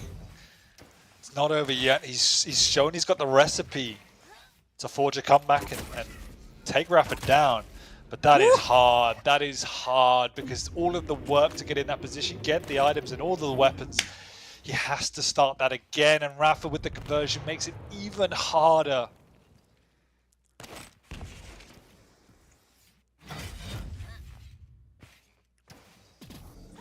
So he does have rail and LG. He's been using those weapons immaculately throughout this map here. Just missing out on some of these rails.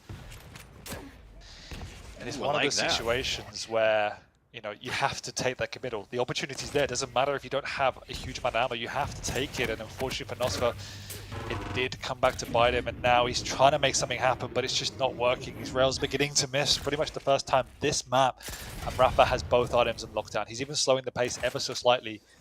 just because he's beginning to respect Nostfa's playstyle more.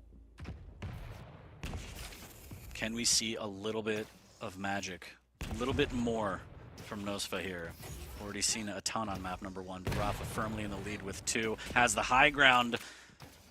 A bit of a misstep, it looked like, in the crouch slide, but Nostfa still standing his ground. He was baiting Nostfa out. He knew where he was camped. And you can see he's reading Nostfa now.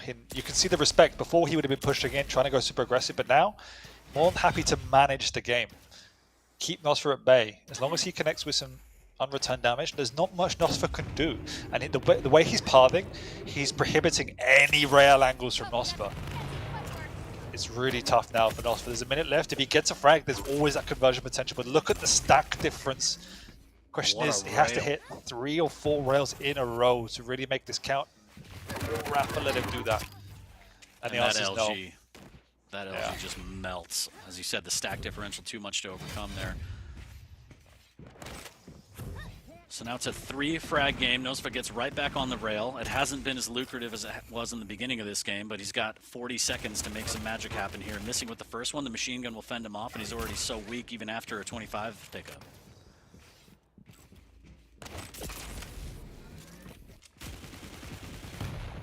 So another really, really admirable display by Nostfa, and if he continues the momentum into later maps, definitely in with a shout here. The Slash was probably arguably the hardest thing to go up against, and he nearly took it down. The Athena counter pick has worked out great, and in reality, the Athena utility hasn't been used that much. It's all been down to just how he's approached the game. So that's what's really impressed me, as well as how clinical he was.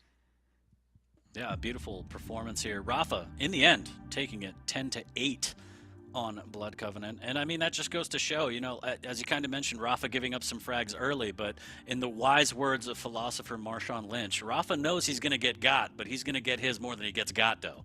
You know what I'm talking about, Dan? As we saw. Take a look at the highlights here. I lost some brain cells from that statement. I'm so glad that I share this booth with you. As we take a look at the highlights from Blood Covenant, a fantastic play. I mean, for a while there, Rafa was really utilizing the shotgun a lot, and similar to Nostfa's rail, it dropped off. Nostfa popping off at the rail. Later on in the duel, it started popping off, and you saw the opportunities close. The door was closing for any kind of engagement opening based on those weapons. This is my point. I think I said it in the mid game that, you know, as much as Nostfa was doing an amazing job to stay in the game, he was staying in the game because Rafa had full control. He was the one putting the pressure on, and by doing that, he keeps the pressure on you to continue executing. As soon as you start missing, that you're so vulnerable that Rafa can just sweep in and kind of finish you off, and that's what we saw in the final frag. You know, Nostfa had to hit 3 or 4 more rails than Rafa, and eventually he just couldn't have the damage output. And so that's what Rafa continues to do. He builds the pressure to the point where you then fold, and then he can convert on you, keep it on, and it snowballs. And it's so hard to break that. But when you do break that, and Nostfa did a couple of times, that's when Rafa's really vulnerable, because he can struggle to get back into sets. We've seen it before where he throws his body at you and he tries to get back the control. And if it doesn't work, he's suddenly at such a deficit, there's no way back. And that's when we see Rafa lose. But how many players do you ever see break it to the point where Rafa can't get back into a set? You know, you can count them on one hand in a season. So Nostfa nearly did it today. He's got 2 more maps to see if he can do it again. Yeah, and it's really hard to count Rafa out even when he is trailing, because we have seen him overcome these deficits of, you know, 6-7 frags and just make magic happen. So he's never down and out. And going into map number 2, where there is no rail, Corrupted Keep, do you see Nostfa being in any kind of trouble based on that? I mean, he relied on the rail heavily. He couldn't really fall back so well on the LG Rocket. I know it's a new ball game, but based on that situation, do you see any problems here for Nostfa on map number 2? Definitely needs to be more offensive now. He was very reactive, very defensive, which was working well, and he had to be. That's playing against the Slash. You can't always be the aggressor. There were definitely times where he was outgunning with the Rockets and LG, a couple of great frags of both of them, so he's got the utility, but he has to now play the items. He can do it, we know he can do it, but Rafa, this is one of Rafa's home maps, so it's going to be, I think it's going to be even harder this map, if I'm honest. But we've seen, if you can break that stranglehold of Rafa, particularly maps like Corrupted Keep and even Veil, there are 2 maps where it snowballs out of his control. So if Nostfa can break that, he's in for a good shout. Well, we're going to get into it. Map number 2 on Corrupted Keep is going to go live here shortly. And the predictions, 87% in favor of Rafa, 13 for Nostfa. We'll see if chat makes a ton of channel points, or same business as usual here as we're starting off on Nosfa. Yeah, Raph has already got him on lockdown. He knows exactly what's going on. Actually orbs up through the LG. Smartly played by Nosfa. Gets in and does a lot of damage. Big rocket coming out. Gives him plenty of time now to work his way around the map. Take away more resources from Rafa. But he needs an LG. Little shotgun blast. Has to be worried about Timmy popping off through the LG. He's going to make note of that for later, but right now he still smells blood in the water, just missing out on that rocket.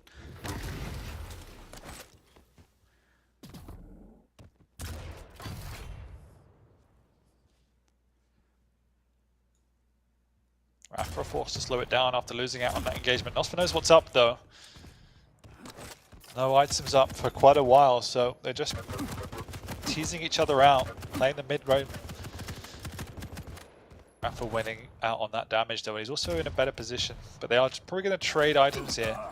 As Rafa goes on early for the heavy, Nosfa exchanges that for the mega. And I really love the machine gun damage from Rafa, just keeping that damage output as high as possible, especially on this map. Again, no rail. Very, very critical that you do that and pre-aim around your corners.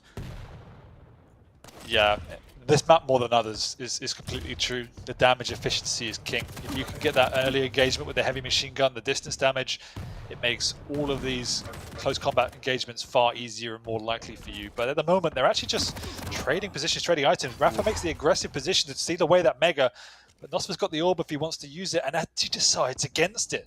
So Rafa will take full map control, and Nosfa's going to have to find a defensive position now. Yeah, Nosfa just does not feel confident in it, playing nice and defensive, but Rafa knows that he has him where he wants him, but the LG a little bit early. Dire Orb into the rockets. Can he land it? LG tickle, and wow, 2 HP. Nosfa, he's still got rabbits to pull out of his head, Dan. That was such a great maneuver. One of those that will definitely frustrate Rafa, but at the same time, is one of those that doesn't really matter because he died with so little health. Rafa now has an even better position. Fully stacked, hasn't got LG, but all of the items. So in essence, it's not the end of the world that Rafa lost that fight.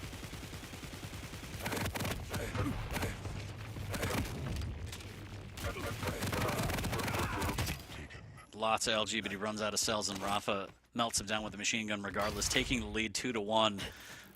For those playing the home version, the servers have swapped. Rafa's on at 150 ping, Nosfa on 15. Oh, getting a little crazy there with the shotgun play, the all-in around the lava.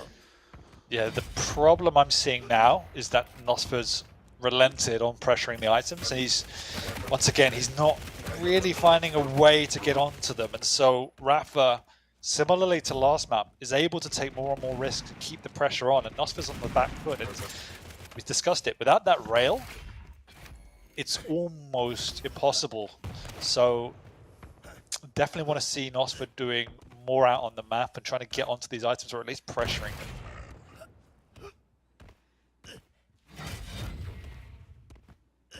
Playing really slow around the rockets here. Gets a big one, but he also gets 2 big buckshot blasts to the chest as Rafa tacks on another one. Wouldn't be surprised if he just leaves him low down there to take away the items. There's not much Nosfa can do. Yeah, and Rafa decides just to take away the lights as well as the heavies and the megas and everything else on the map. And so what Nosfa has to rely on now is traps. Set traps, deal massive damage, even having to orb to get away and get a rocket. And a big delay as well onto the heavies, so Nosfa's in a world of trouble for the next minute or two unless he can find some big shots through the TP. There's one, but has he got the confidence to even look at the mega?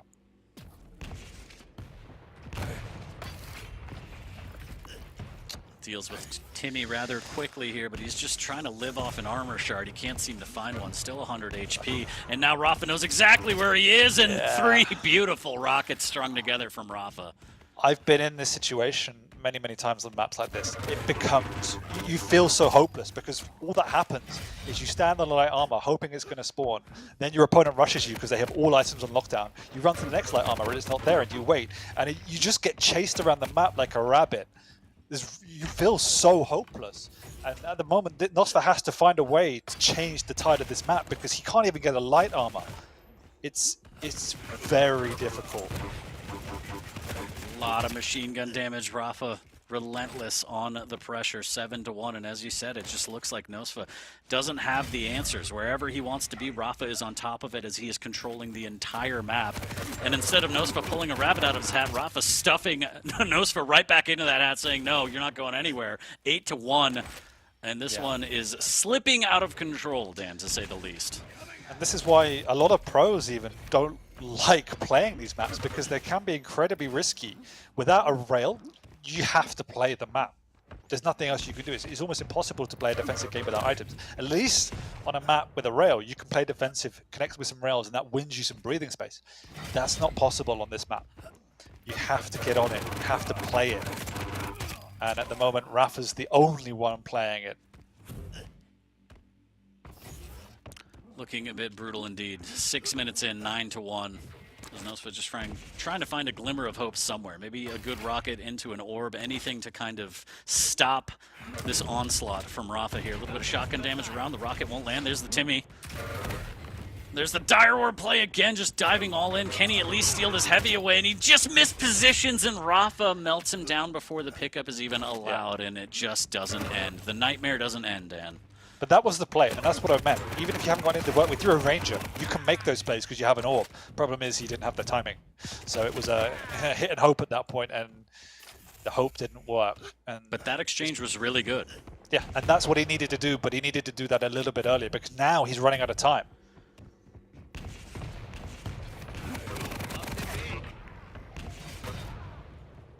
Does get the heavy, does have dire orb, and he doesn't need it. 5 Nice. HP, somehow surviving. Can he last these next 3 seconds? Rafa's gonna push. There's the dire orb. Almost made some absolute absurd magic happen on that one. But alas, it's not to be as Rafa just jumps down casually, melting him down again, 12-2. Oh, it's painful. And that's the nature of a snowball map. If you die with low HP, you're gonna die off the bat to a freshly spawned player, and this one's definitely over.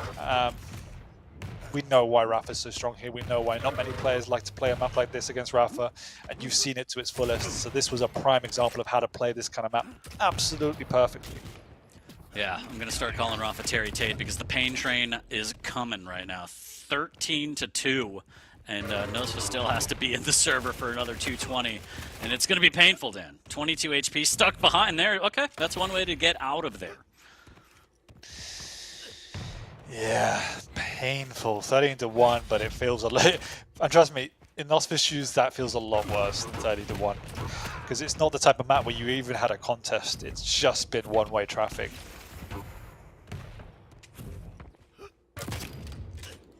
And that rocket was just perfect. So yeah, this is another textbook example of how to play a map from Rafa. It's yeah, I don't know what to say. Really great play.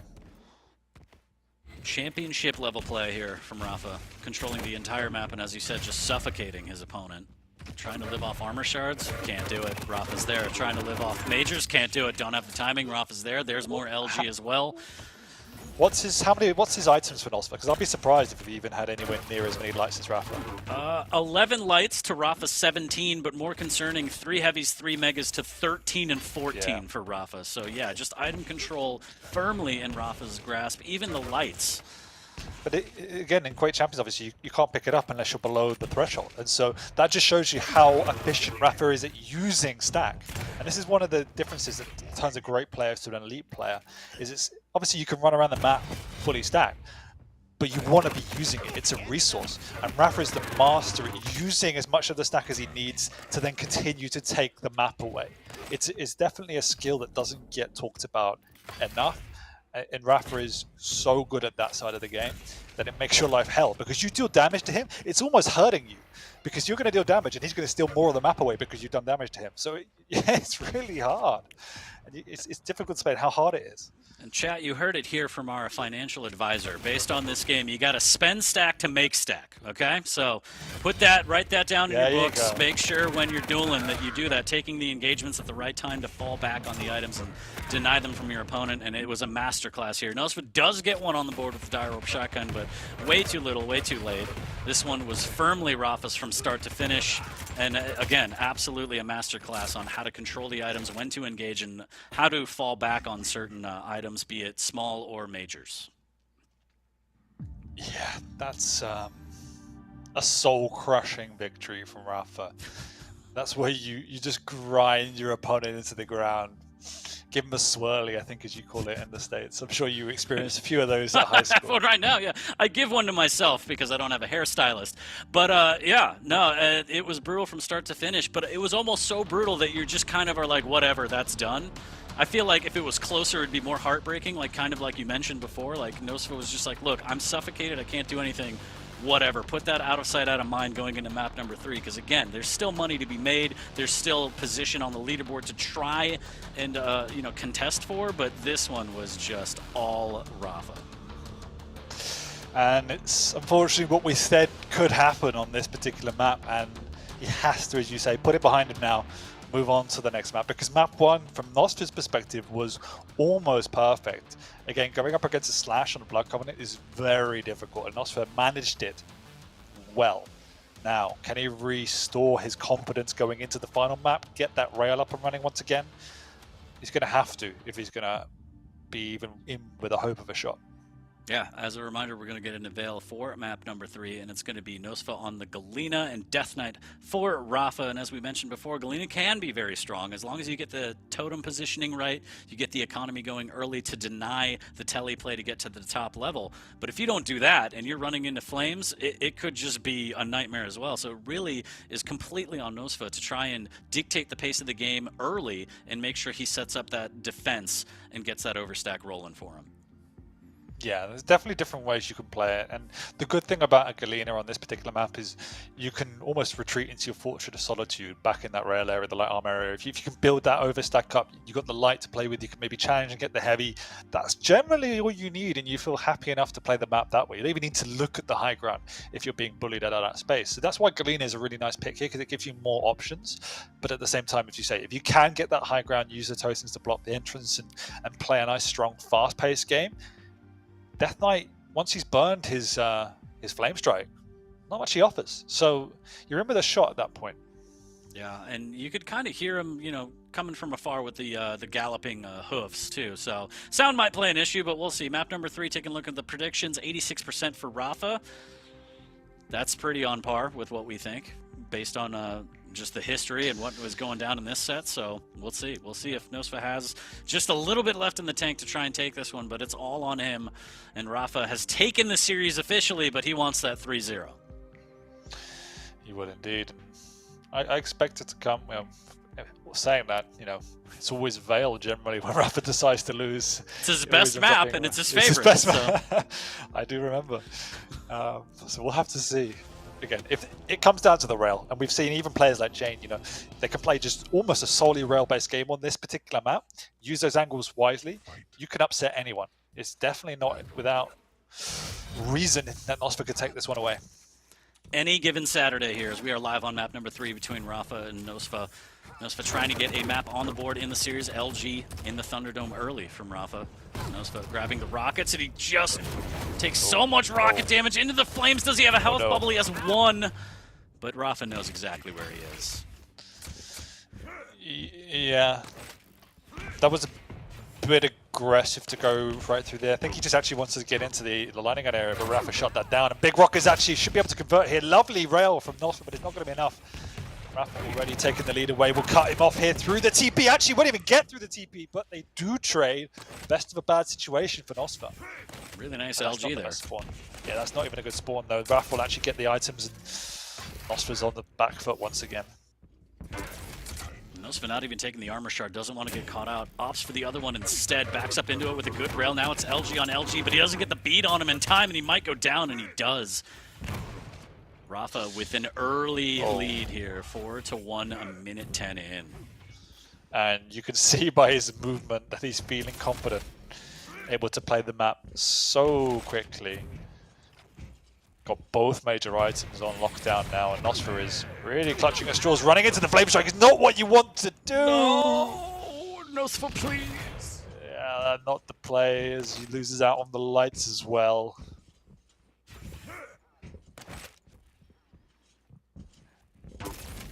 And this is also now where you begin to second guess what you should be doing. You're losing out playing aggressive. It's too late now scoreline wise to slow it down massively, but you almost have to.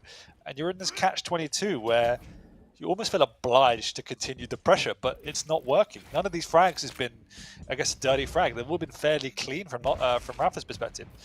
Nosfa has managed to get onto the Mega, so good timing there. Rafa will just back on out, take the high ground away, set up for this next heavy. It's been a perfect start from Rafa in map 3. Trying to do some damage from up above, a little bit of a tickle from down below as the rail does connect from Rafa. Nosfa just playing with the idea of going through. There's the rocket jump and just gets by. Not bad at all. Glimmer of hope here is Rafa now a little bit early on the Mega, but just in time. The totem will heal him. There's another one, but Rafa just pins him in the corridor. Just nothing but LG. Yeah, I mean, I actually thought it was the right play for Nosfa, but he got himself stuck into a bit of a corner there, and you could see the thought process. He did a good job to steal away both major items, but Rafa made sure he was in position to punish both pickups. Nosfa should be able to get a frag here. I say should, with a big capital S. He does eventually. Rafa tripping on a rocket right now, giving up a frag to Nosfa.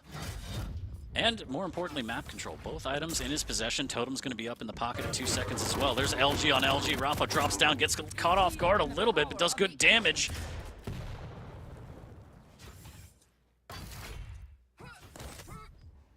And so as you always say, I mean, if you're going to blow a lead, blow it early. Still 6.5 minutes left for Nosfa to try and get back in. Only down by 5. It's not too bad. Slowing down the game, making sure he's getting the items. I think he's done a good job of slowing the pace down, and now he has a real opportunity here, but he's taking a big flame strike to the face. Tribolt's not going to be the weapon of choice here. LG will be, and he will take him down for a second frag. Yeah, definitely. If you're gonna lose a big lead, lose it in the first minute. Exactly what happened, and really good composure from Nosfa as well to stabilize, get back into the game. Made sure he had good timings on the items and got himself back into it. Rafa though has managed to do a lot of damage. He should be able to get the frag, and he does. And that's all it takes, really.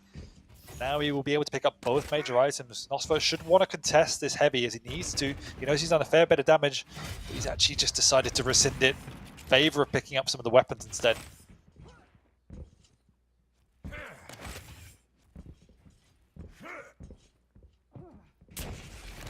Ooh, just missing out on that rail, but so does Rafa.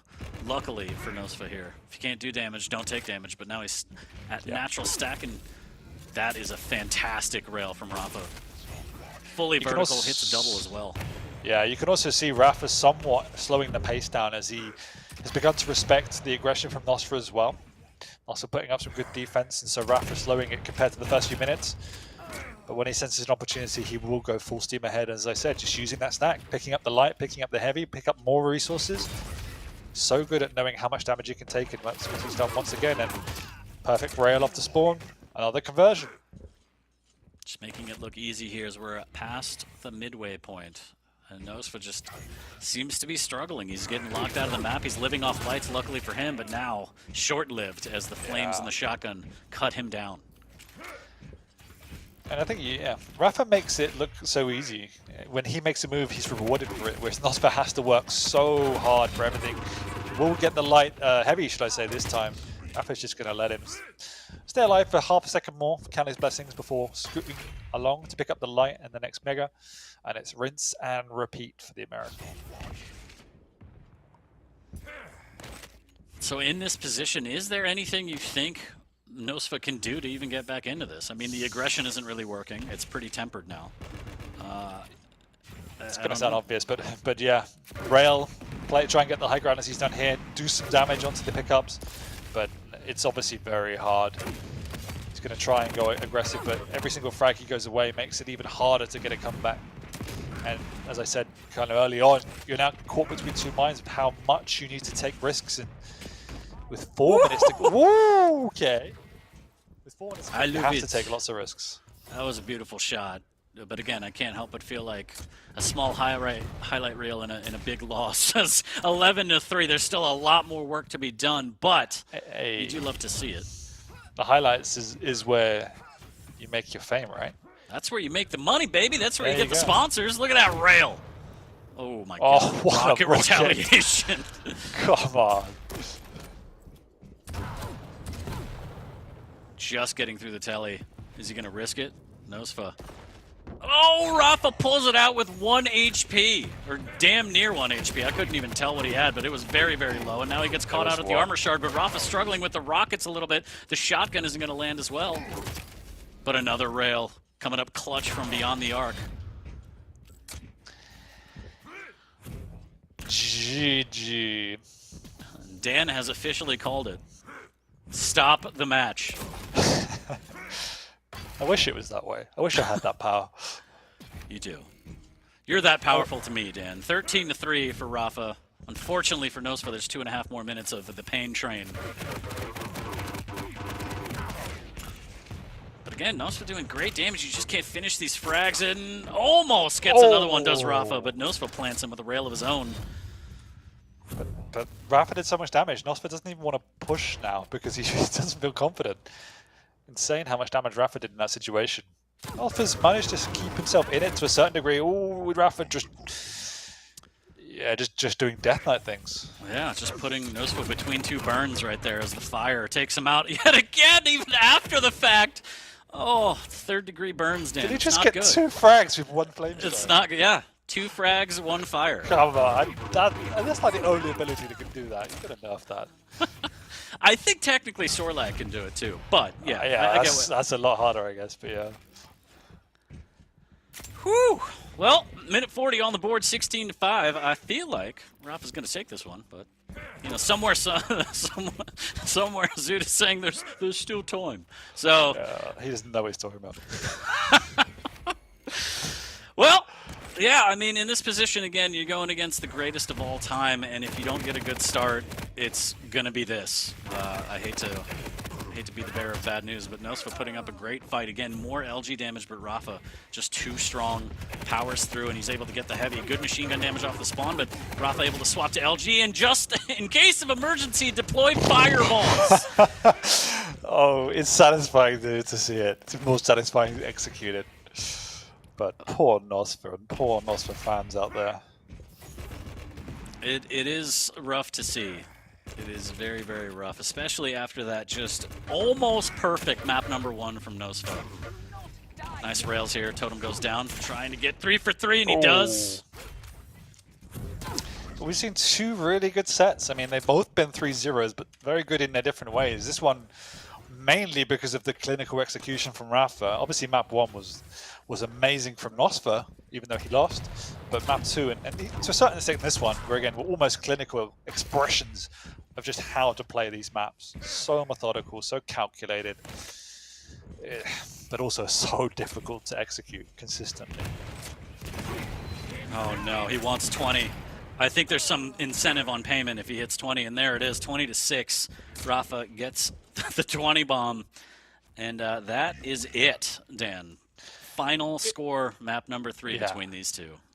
It is amusing to watch like the 2 sides of Death Knight. Last time we saw Death Knight in Rafa's hands, I don't think he hit a single flame strike, and it was almost a completely useless champion, just lumbering around the map. Whereas on this one, he got a 2-for-1 deal. He got a barbecued Brazilian steak. It was 2 for 1. It was incredible. Yeah, again, the Rafa show through and through. I think map number 1 was definitely a toss-up and Nosfa's best performance out of the set. Very, very close one, but Rafa does Rafa things, able to take that back, and then from there, Corrupted Keep and Veil was just clinical, as he said, as we've come to know and love Rafa for his play, just putting on a performance for everyone in the chat. But I have to say, particularly like map 2 was just almost perfect from Rafa, from start to finish, really. Every decision he made, everything he did in the map worked. The way he rotated, the item controller, that is a map you should watch time and time again if you want to learn how to play Duel well. This one was almost as good. This would definitely have felt better in Nosfa's shoes. He would have felt more competitive than map 2. But obviously map 1 was the star of the show in terms of how close it was throughout. Yeah, no, I mean, no better of a welcome home than a big 3-0 here in the Quake Pro League for Rafa. That'll seal it between these two as we take a look at the final stats for map number 3. And again, a fantastic performance from Nosfa on map number 1. It's just like you said, Rafa doing Rafa things, especially map number 2. Damn near perfect. But that's it for set number 2. We got 2 more on the way, Dan. Time flies when you're having frags. And it's us. There's no Papa Wheat to control this insanity. He's left us alone. It's Yes. fantastic, and I can't wait to be an absolute DJ. But we're going to take a quick break. I'm going to rest up because I talk a lot. We'll be right back with more Quake action. Don't go anywhere.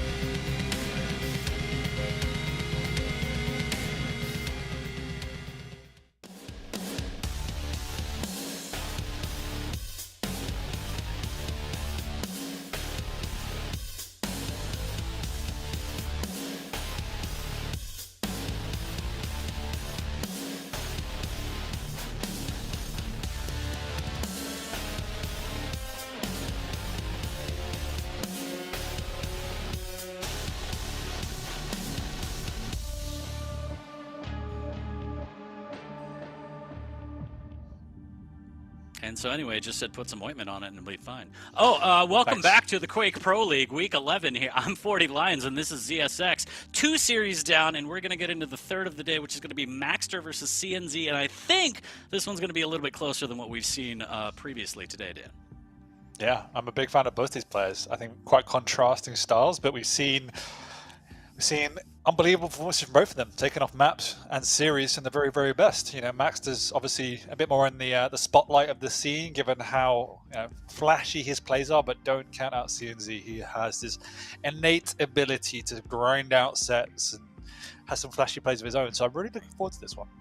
Yeah, I mean, it feels like ages ago now where we saw CNZ kind of come into the league as a dark horse and kind of make that run through lower bracket and everything. And we were like, damn, this guy's good. And he's only been getting better. A little bit incrementally with a little bit of setbacks. But on the whole, pretty solid. Same kind of story with Maxter. He came in swinging. He was taking sets off Rafa. He was taking maps off everybody. And then kind of plateaued a little bit. But now, as you said, he's kind of ascending again. He has a more diverse play style. It's not just hyper-aggression. I think this one should be a fantastic set between these two. Definitely. I think CNZ has it in him to upset in this series. I think I wouldn't be alone in saying Max is probably the slight favorite, but it's going to be close either way. And I actually have a feeling CNZ could upset in this one. And we will see, based on the pick bans, if you still feel the same way. We're going to get into those. And just as a reminder, DJ Wheat will not be joining us because Dan and I just want alone time. So there are the pick and bans: Blood Covenant, Deep Embrace, and Insomnia. So we're going to get to see some new maps for today. And Dan, if you could do me the honors of the champ picks. So starting at Blood Covenant, Athena again. It's going to be one of the staple picks if it's available on there, and we know how great she is. Galena is a little bit more unusual. I think Galena is more of a safer pick from CNZ, but he also picked the map, so I'm interested to see what his play style is there. The meta has definitely shifted towards more of a faster paced champion game, but you can definitely get good overstack opportunity there. You know, there's plenty of places to put the totems will just not be found and slow the pace down, and that's what CNZ will want to do. So interesting to see how he plays that one out. Deep Embrace, as you say, we used to see it all the time. Now it's a bit, you know, sporadic and when people pick it, but it is a Maxter home favorite, and so we know what we're going to get out of Maxter there. If he can get his rail firing, he becomes very scary. CNZ picking up the Anarchy. We've seen that creep into the meta a little bit more on Deep Embrace. Never used to see it. And obviously we know what we're going to get from the Doom. And then Insomnia, we obviously don't see it a lot. So let's see what these two players can bring to the table. I think the Nyx is a really strong pick on Insomnia. Nyx can be strong anywhere, but on a map like Insomnia, I think it works well. And you know why we picked the Visor there. Kind of a stereotypical counter to the Nyx, as well as just having good utility on a map like Insomnia when you've got the kind of split between the two main areas. Yeah, we get hit with the classic on map number 3. I'm sad we haven't seen Sorbet all day, but for now, what do you think about this lineup between the champ picks and the maps? Who do you think is going to take this one, Dan? I'm actually leaning towards Maxter's picks in general. The difference is, and I said this about Abac as well, that CNZ generally will pick what he wants to play, irrespective of what he's going up against, as long as he feels comfortable. And that's kind of what I sense a little bit here. These are champions I would generally see from CNC. I think map 3 is different, but definitely on map 1 and 2, I think he's picked what he wants to play more than necessarily his opponent. So in principle, I actually like Maxter more. I think he's got a higher threshold for what he can do. I can dig it. Taking a quick peek at the predictions, because you know I love numbers even though I'm bad at math. 62%, 63% fluctuating for CNZ on map number 1 between these two players. So interesting. I think this one, like we said, is going to be a lot closer than what we saw in the previous 2 sets, and I'm looking forward to it. We'll see. Like you said, CNZ kind of picking what he wants to play, and that means that he wants to be able to dictate the pace of the maps as well, because he wants to run the whole show, and we've seen him do it before. We'll see if he can do it against Maxter as we're loading into map number 1. I think just because of the picks now, like I said, this series, should I say, was 50-50 in my mind. I'm going to lean towards Maxter, but I'm still going to say 2-1 because I think CNZ has more than the capability to take a map and the series away. But just because of those picks, I'm just going to lean towards Maxter. Sure, and at the very least, he will have the best posture. That's it. That's what I've come to know and love about Maxter. Just best posture in the league. I'm sorry, everyone needs to up their game, myself included. It's immaculate. It's absolutely immaculate. I'm sure he drinks water and eats lots of vegetables too. And he eats at the best restaurants. Anyways, we are loading into map number 1, so apologies for those that were expecting a DJ Wheat appearance. He's doing retired old man stuff. I don't know. Quite literally. I don't know. We're here. You got us. You're stuck with us. And we are getting into map number 1. I hear it. I swear. I'm not lying to you, chat. It's going to be Blood Covenant between these two. Quite the battle at hand. Athena versus Galena. And we'll see who's going to take map number 1 and get this series started on the right foot.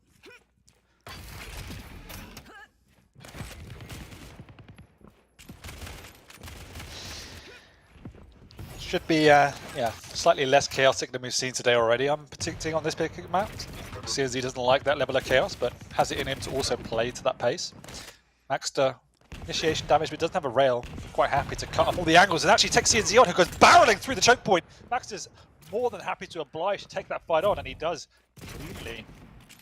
They're both pretty unhealthy, though, so retreat to their respective sides of the maps. But there we go. Maybe I'm wrong. Maybe it will be a bloodbath. Yeah, a bit of a skirmish there. Both players were tender, but they restacked us pretty well. Lots of machine gun damage. CNZ living and dying by the rail, and again, both players extremely weak. But items up for both in terms of the majors, so they should be able to restack. CNZ actually gets the best of it as Maxter has no armor to his name. Is going to recoup on some rockets here. CNZ just missing out on an opportunity for more chip damage. Maxter sans rail here, needs to be very careful of this engagement, trying to rely on maybe some Hail Mary rockets. Gets a little bit of a chip with that one, but definitely wants to make his way onto the rail sooner rather than later. A little bit of a dance here. Good LG as CNZ actually jumps across to deny that armor shard. Yeah, and this is a good, clearly the game plan from CNZ, and Blood Covenant is probably the best map where you can contain that rail because it's a very vulnerable position to go and pick it up. So CNZ is doing a good job by just positioning on that side of the map, playing slower around that area. He's all good, bounced up the jump pad though. This will be a big engagement. Maxton doesn't come out on top. CNZ connecting with more and just having more of a stack. First blood CNZ.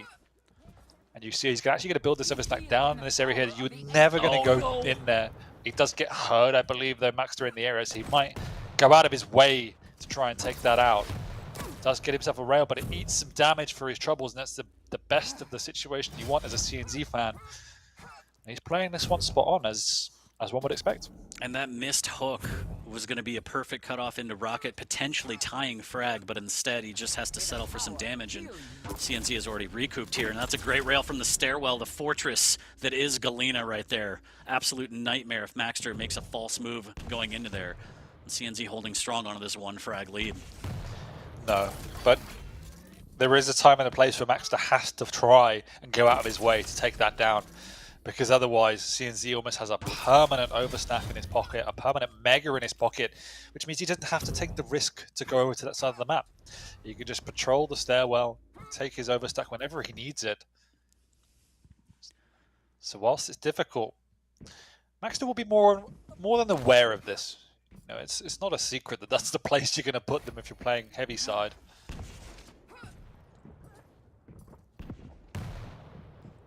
Potential here for some damage, and there he goes. There he goes. Easy cleanup for Maxter. Now he has positioning on the heavy, and instead he's going to take the fight to CNZ. Wow. Woo! What a rocket from CNZ in retaliation, but the play from Maxter was spot on, catching it completely off guard, and this is why Athena is such a fun champion to watch. It is 1-1 though, so now it's Maxter's turn to see if he can control this rail area, because that's what CNZ's been playing around. So if he can take that weapon away, a lot of the utility and game plan from CNZ is gone. He's lost the overstack as well, so he's almost got to reset mentally and start again. Oh, just lining up the rail, but he doesn't even need to line it up. He flicks back to it and gets some good damage there. Looking for a little bit more as he makes his way towards the heavy.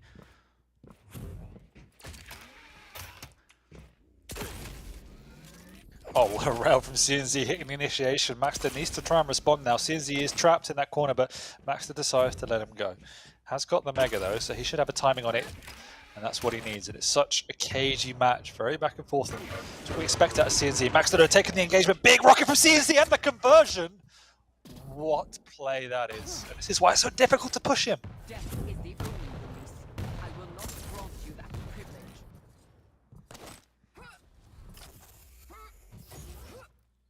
So trailing by a frag. Maxter looking for rail, but CNZ nowhere to be found as he drops down, takes the telly instead. No LG for Maxter. Does need to keep that in mind for these mid-range fights that may break out. You can see what Maxter wants to do, and he's making the right moves. It's just he's running into perfect execution from CNZ. He knows he's there. Actually, maybe shouldn't have had that weapon out. Maxter pushes up. He's quite low, so won't make any more advances off the back of that. CNZ, he's happy to trade, but no, Maxter's in position to do some damage.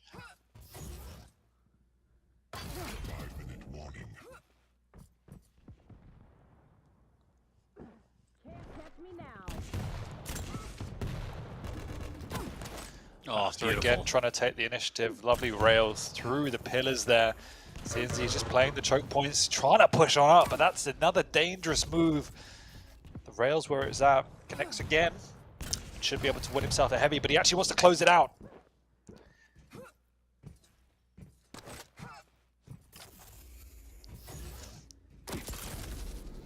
Good damage after the Mega.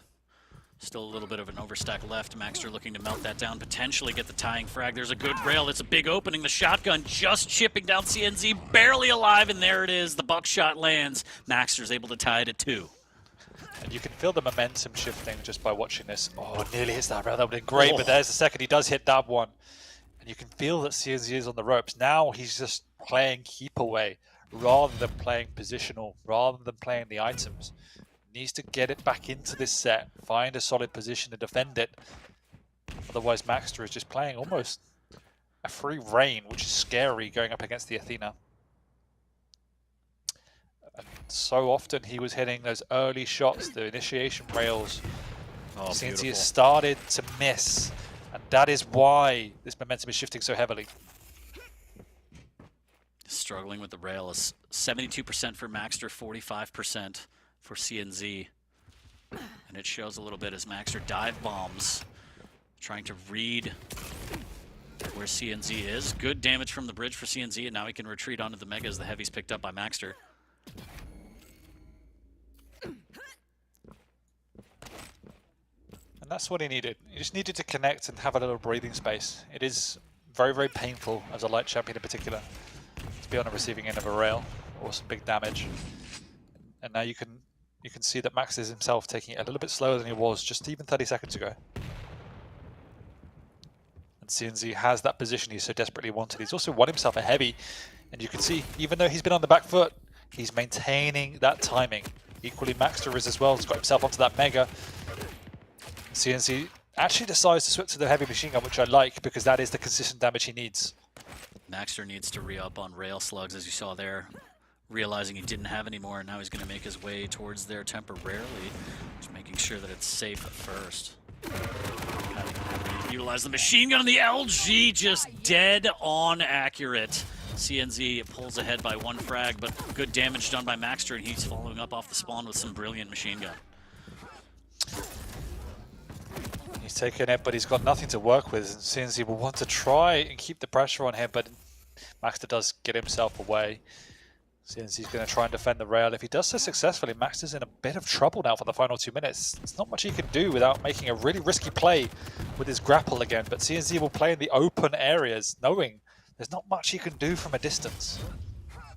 And he might not even leave this side of the map. He might just want to control the rail now, which he does. Having hit that rail, though, that's a different situation. Now he can push on in. Oh. Maxter even misses the Mega. He gets out, but with what? And at what cost? He's so low, and he cannot afford to give away another frag. He should have himself a rail now, so that's the only saving grace. But look at the health 40.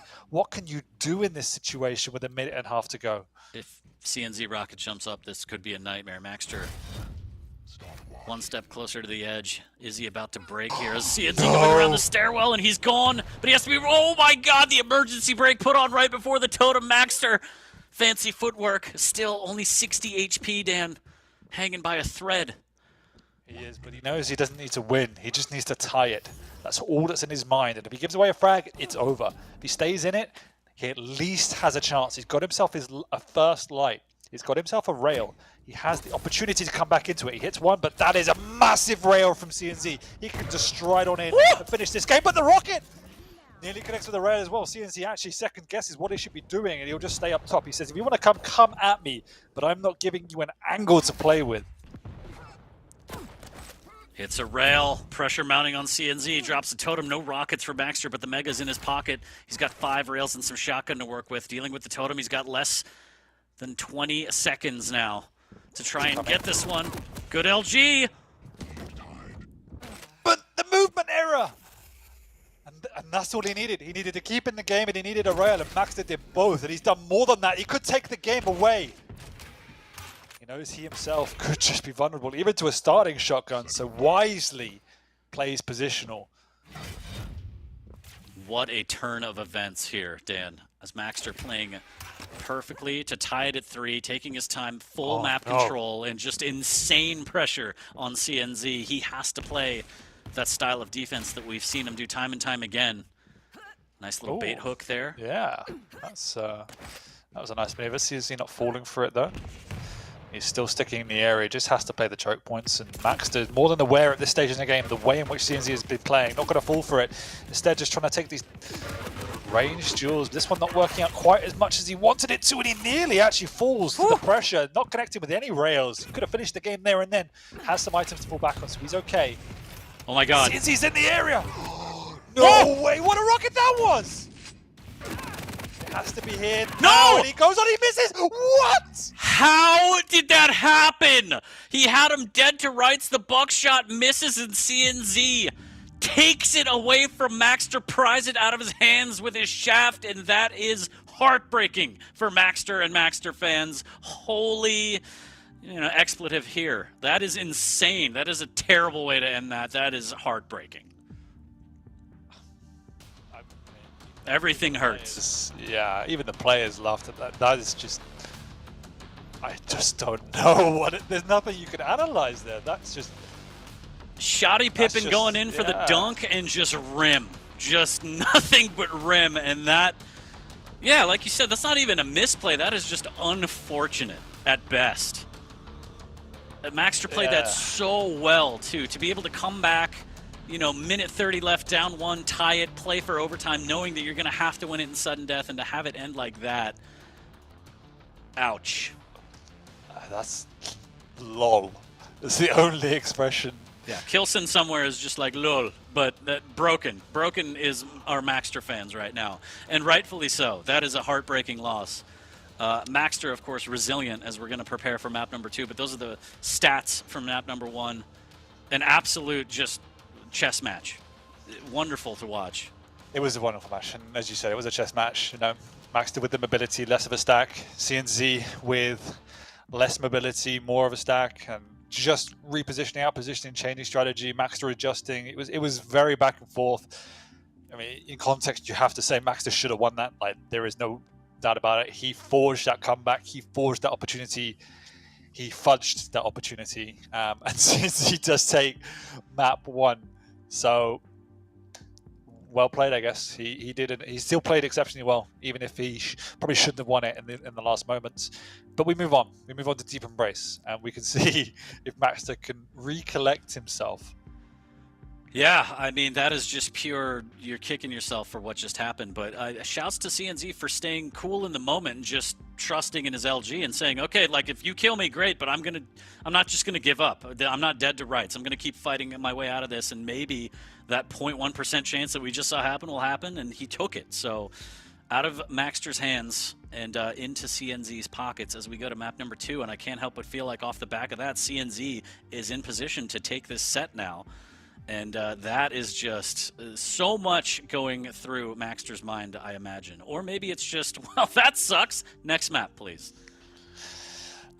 Yeah, that's just, it's one of the situations you have to put behind you. They both played phenomenally well, and so you just have to move on and accept it. It's just, CNZ executed, Maxter didn't. Simple as that. I can't believe it. I can't believe it. It was so well played, too, and just to come down to that. And with the shotgun of all weapons, a fickle shrew is that weapon. Sometimes you'll get 140 damage, other times you won't hit anything. I don't know how to feel about it. It just hurts.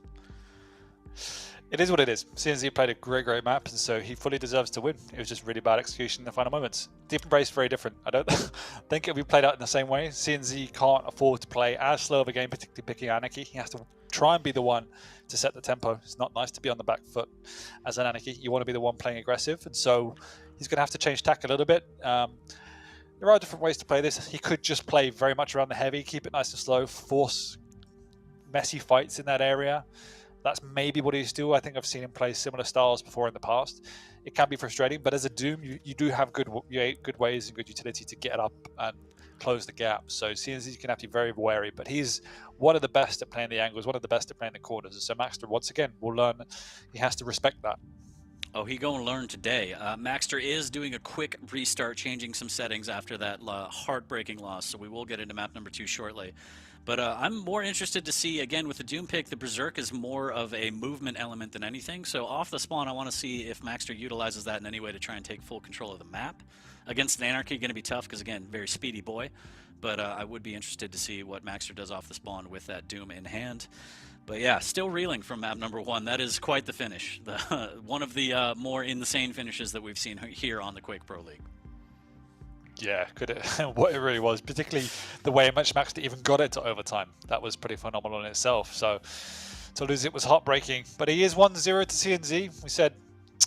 I said it should be a 2-1 to Maxter. So let's see how that one plays out. CNZ is well in this. But this is Maxter's map choice now. And it's actually... well, it's his best map in my opinion, and so I do expect CNZ to try and slow it down because Maxter, as we know, will want to play fast and rail based. Looking at the predictions real quick, 61% in favor of Maxter. Shouts to Dramas in the chat cheering on his teammate. He knew he had it all the time, and it's completely fine. But yes, 61% in favor of Maxter on map number 2. I think they saw the magic that Maxter was working with, and they were like, can't believe that didn't work. They dropped the lamp at the very last moment and it shattered. But map number 2 is a brand new start, and we'll see if Maxter can have a better finish on this one here as we are loading in shortly. Thanks for waiting and hanging out with Dan and myself as we get map number 2 prepared for everybody.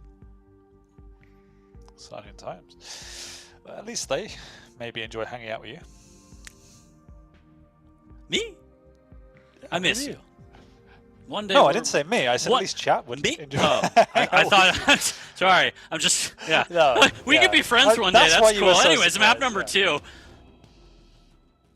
Oh dear. Oh dear. All right, map number 2 live here between Maxter and CNZ. Let's see if Maxter can shake that map 1 loss off and get back on track here. Oh, missing Oh, shotgun. for no missing shotgun. Oh, Fine. Maxter. I love it. Aggressive play from Maxter off the bat with the lightning gun going up the jump pad. CNZ not in position, actually kills. Oh, he doesn't. He uses the shotgun. Brave man. Oh, he's pinned him as well. Actually swaps to the shotgun this time. CNZ already on the ropes. Max doesn't even need the rail. Yeah, I mean, right after that situation, he goes right back to the shotgun, and he's like, I swear this thing works. So, I like it.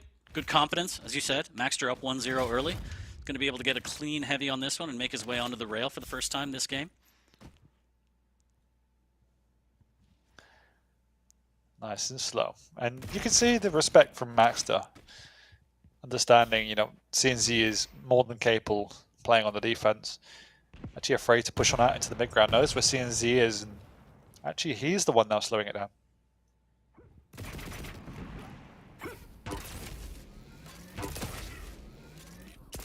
Nice back-to-back rails. That will cripple the Anarchy. Doesn't pop the injure though. Nice and confident in his ability to recoup his stack without it. So holding onto that is going to be key. And in the meantime, Max has actually got out onto this mid-ground as well. And the Anarchy's pushing in. This is what I said. You want to be using the Anarchy in this way, being super aggressive, pushing the tempo, and he's done well. Got Maxter on the back foot. And they're going to exchange position. Maxter is now relegated to the low ground. Doesn't have any items to work with down here as CNC has taken them all away.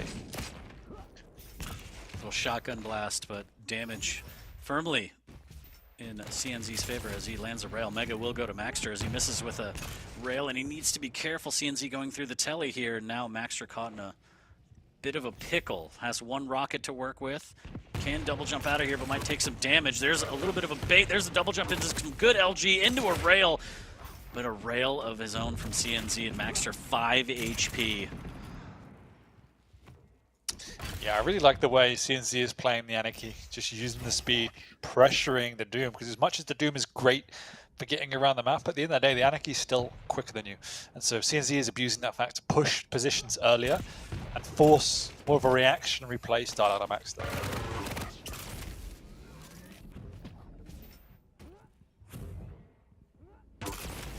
Nice rail there from Maxter off the sound cue.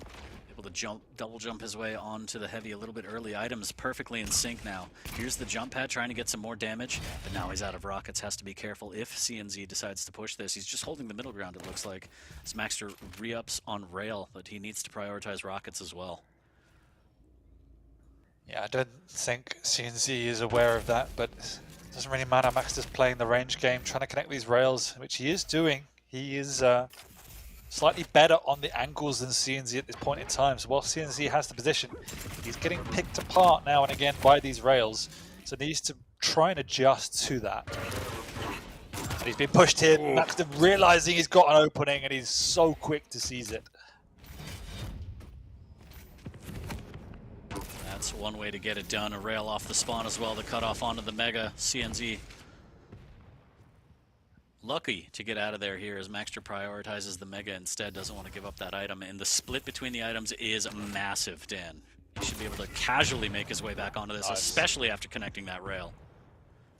Yeah, exactly. And now this is where it can get painful. If CNZ can't pick up any damage of his own, he'll be trapped out of the map. But he's done a good job so far. Whilst he hasn't had any real control, it's only 2-0 for you. This is what we saw on the last map. CNZ keeping it close, even if he doesn't have a lead. As soon as he gets a frag, he can keep it, but Maxter is not even showing a chink in his armor at this point in time. Beautiful frag there, using that shaft. Missing with the rail, but setting up for damage again. Big damage. CNZ does hit a fadeaway rail.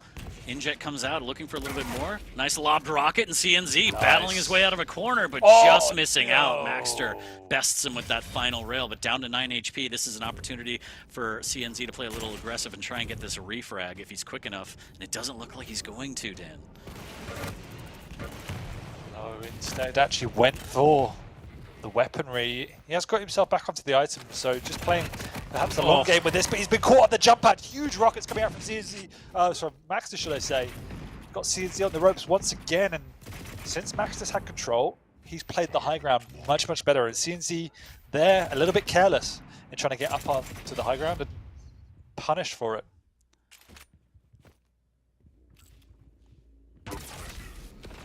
Beautiful rail from Maxter. Unreturned for CNZ. Inject used as well. There's another rail right on top of the Mega. Luckily for CNZ, grabs that on his way out, but Maxter just patrolling this high ground, doing his rounds, doing a very good job here. Fantastic rocket, Nice. But my God! Okay. Okay. That's a bit of glory through that hole there, Dan. 5-0 for Maxter. What a shot. What a combination. Hit him with a two-piece, long distance. LG on LG as well. CNZ doesn't want it, and he can't get out. Can't run away. They'll find me 6-0. And Maxter, you think he's a little mad about map number 1, Dan? He's just, the way he plays this map, he knows all of the angles so well. And oh, no. Oh, no. Okay. It's now looking real bleak for CNZ. It's looking real bleak as he's got no items and no life. Maxter is running away with this one. Still 4 minutes to go, but there is a huge deficit in terms of momentum and score. Ouch. Oh, he doesn't even let him go through the Ouch. telly, Mad Maxter. You're insane.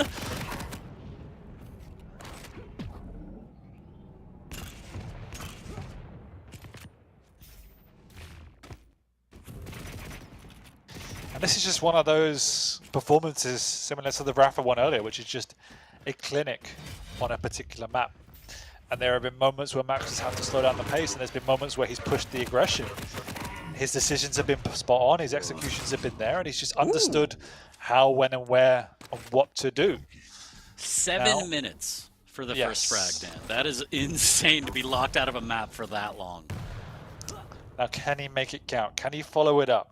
This is also why Anarchy's a little bit hard on this map in particular to execute. Because if you get out of control, you get out of momentum, the snowball is strong.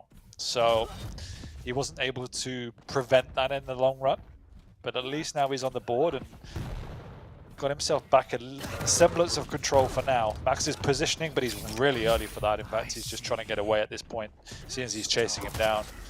And there he does. He can just get a frag. And so how much of a comeback can he forge? Yeah, CNZ is not done yet. 8 frag deficit. He might cut off here. I think Maxter just caught a glimpse of him for the double back. There's a fadeaway rail, but the LG will push him away.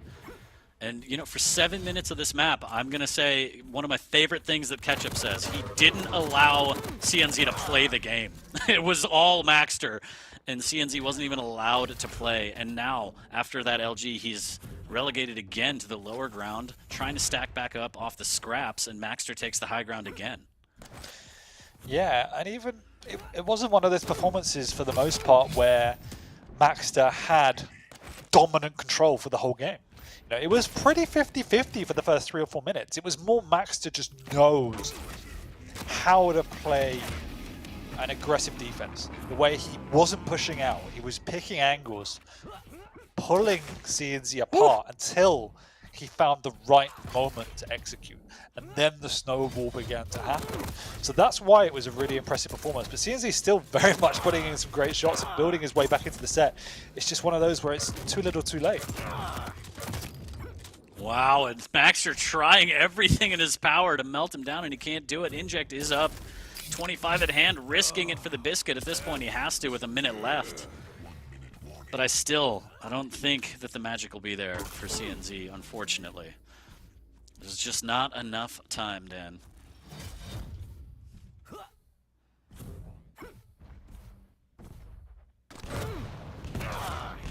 But it will make him feel, you know, ever so slightly better to have felt like he had a shot. But it is now going to move on to 1-1 as we move on to Insomnia. And this is where we're going to have that Visor against Nyx. What are you feeling, 40, from what you've seen in this matchup so far? Hitting him with a classic on map number 3 to decide it. First of all, I wouldn't have it any other way. Beautiful rail from Maxter there. But on Insomnia, I feel like Nyx has the slight edge. I mean, there's so many tight corridors, so many wall jumps you could do to evade damage and just get across the map. The vision... Oh, no! Okay, a little bit of a swim. Just a dip to cool off. In my opinion, I feel like that one is going to go... advantage, at least, to Maxter. He may not pull it out completely, but I feel like based on the champ pick. Okay. Good to know. As that seals up map number 2. Maxter with a dominant performance. As you said, a little bit back and forth, but still the scoreboard was all Maxter there for the first 7 minutes. Took a long time for CNZ to just get on the board, all that work he had to do.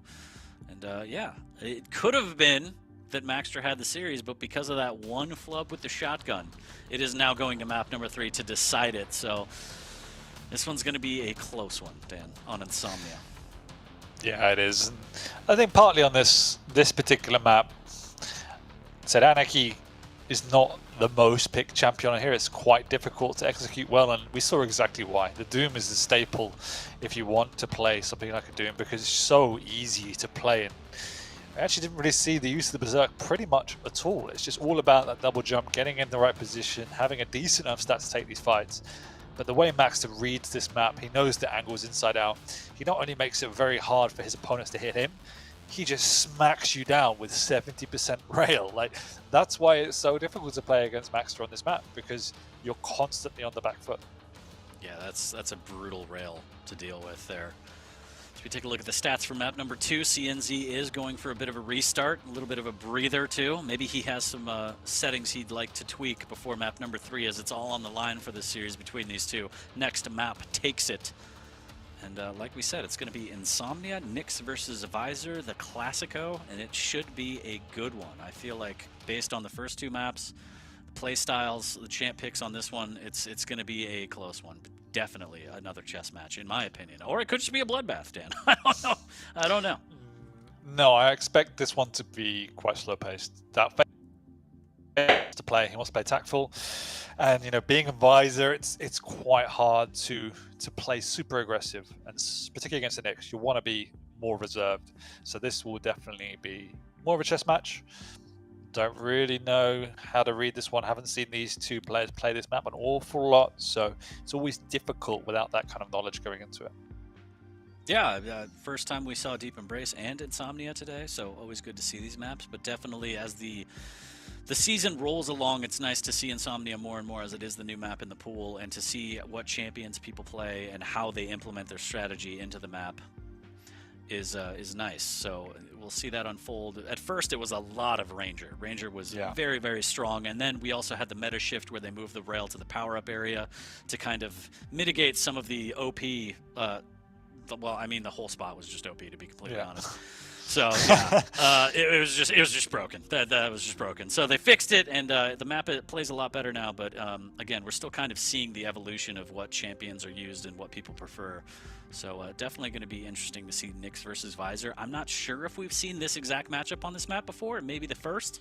I definitely haven't casted it, so yeah. So we'll just Flea is somewhere running the numbers right now. But for now, I'll just say that this is the first time we're going to see Nyx versus Visor on Insomnia. So debut match here on map number 3 in this set between Maxter and CNZ.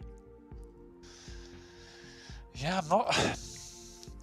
I generally prefer the Nyx pick on here, but it's obviously going to come down to how well they play, right? But I think in theory, Nyx is slightly more impactful. It has just the highest ceiling, if you want to use that word. But we'll honestly have to see. The way Maxter was railing in the last one, this map again is a very rail-heavy dependent one. I can see CNZ trying to slow it down, play around the mega area where you can play that choke point. But Maxter will want to try and pick up that rail, get on that ledge, play the angles. That's the way I see this one going down. I agree. I feel like, again, the edge does go to Nyx, but it's all in the hands of the player. 66% in favor of Maxter on this one in the predictions. I think we kind of echo the same thoughts here on this one, thinking Maxter, you locked in your Maxter 2-1 and potential right here. I actually probably would have expected this one to go CNZ's way out of all of them. It's a map where he can slow it down. Technically, a lot of people would argue that it should have, based on map number 1 in the ending, but we'll see. But it's a map you can slow down better than the other ones, and that will favor CNZ's playstyle. So if he can do that and frustrate Maxter and force the Ghost Walk out, then he's going to be in a great position. I do expect to be close either way, though. Yeah, this is a bit of a narrow corridor on here, just a lot of them. You take away the rail angles, then you force your opponent through the choke points, and that is CNZ's bread and butter. So we'll see if that's exactly what he can implement. Again, Nyx with the wall jumps can get around the corners a little bit easier, and you got to be careful where you're placing your rockets, because she can just wall jump right over them. Also, the invis, we might see some aggressive plays here, but we are loading into map number 3. We are going to see exactly how this will unfold for all of us here. Map number 3 between Maxter and CNZ here at Week 11 of the Quake Pro League. And this is shaping up to be one of the best sets of the day in terms of, mano-a-mano, just how close these maps are. Kind of how we expected to go throughout the day, really. It's been a really, really good day so far, and this is just showing how close the league is. Always a good day when there's Quake on the screen, and we are live right now when we are following CNZ off the spawn. Again, that Visor keeping a hold onto that vision here. Ooh, nice rail.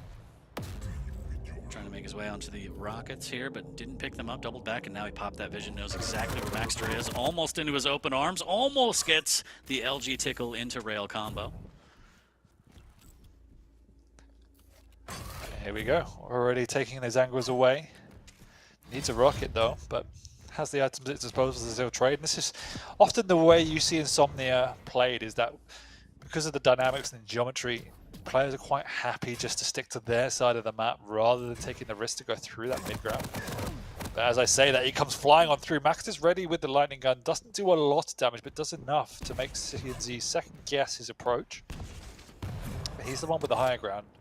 Maxter without any armor to work with as well. That's why he's playing quite slow himself. He's caught CNZ, bounced him. Luckily, does bounce back down and forced to pop out the piercing sight. Beautiful rocket, but Mega goes to CNZ, so it's all fluff damage here, as Maxter does have a rail now. Creeping away, might get some free damage here. Big 64 into 15, more damage into the LG should be enough, but that defensive rail saves CNZ's life. So clutched in.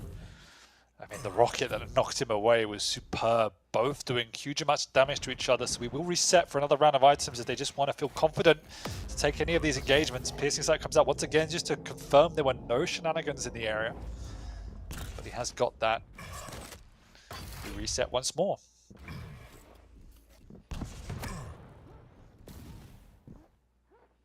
This is kind of playing out how we expected it. CNZ's managed to bully his way onto the high ground, just playing slow around that Mega, trying to cut off these rail angles, spamming them out, and this is exactly what we said. And he wants Maxter to be frustrated. He wants Maxter to overcommit. Obviously the Ghost Walk is there, so there's always a fail-safe, but you need to force it to happen. Maxter ready with a double rail through the peak shot right there, and here comes the Ghost Walk. He's actually caught him up here now. Can CNZ get out unscathed? The question is, the answer is no, in fact. Oh no, and he's still kind of stuck and just missing out on that angle as Maxter uses the wall jump. It actually blocks his vision of a potential frag there. Rail from CNZ is good. Maxter wants a little bit more. Does land his now, and that's going to force CNZ out of there. As again, he's very weak and just missing, threading the needle. But you can see how desperate Maxter is to force the initiative. So far, he's connecting with everything. But he's one of these situations where if these exchanges don't go his way, the momentum shifts again. So Maxter needs to be confident in his capability to convert. But he's not overcommitting just yet, so it's all okay. All good for now. 3 minutes in, tied at 0, and Maxter just creeping around this Mega. I think he heard that for sure, and now he's just waving hello to CNZ. Yeah, just waiting it out, and this is the cat and mouse game we have now, where they both have abilities to catch each other off guard. And the map is such where it is quite a stalemate for large periods of time. Very difficult to make aggressive maneuvers. It's such narrow corridors to get to one side to the other.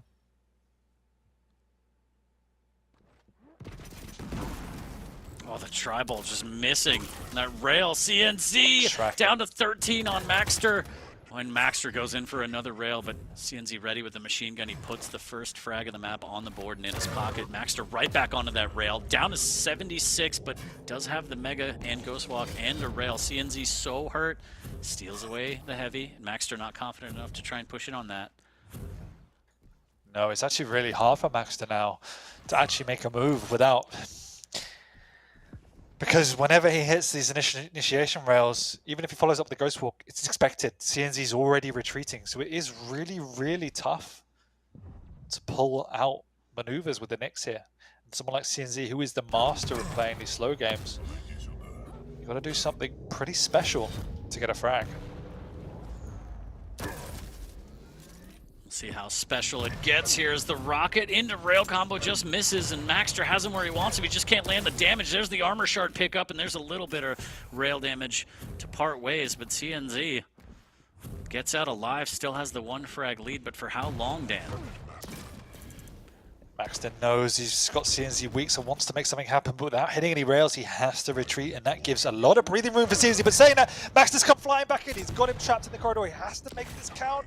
And he does, with the rail, in fact, of all weapons. He's actually out of rockets, so he has to go in with the lightning gun, and he does with the conversion. Beautiful play there from Maxter. CNZ, I guess Silver Lining does steal away the Mega, but didn't really do a ton of damage to Maxter, so Maxter should be able to get back in on this heavy shortly afterwards. Really nice play on that heavy to double back and take it away. Extra nice to maintain timing and that presence of mind throughout. So Maxter's on form at this point in time, but it's still 2-1. He catches him through the TP once again. Can't get the finish just yet. CNZ sticking around, but neither one of the players connecting. Long time before the next round of items, so it will now reset once again. But Maxter catching him out again with the double back twice now. So smart from the Argentinian. You gotta love it here as Maxter takes the 2 frag lead. Should cut off here at the heavy. CNZ full commit with the nails, and that's gonna cost him his life. It's not! The shotgun comes up huge! Oh, shotgun MVP this series. Oh my word. Wow, man.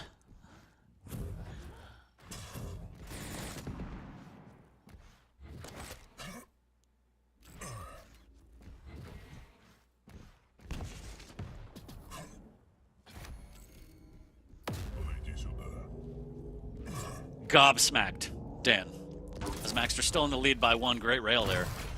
As Maxter trying to escape, does have the Ghost Walk just in case. Heavy is up, Mega going to be shortly after, and Maxter just trying to figure out exactly where CNZ might be so he can go the other way, as he doesn't have any armor to his name. Almost guesses wrong, but instead can back up safely onto the Mega. There's a drop down, there's a cutoff, a little bit of a rocket.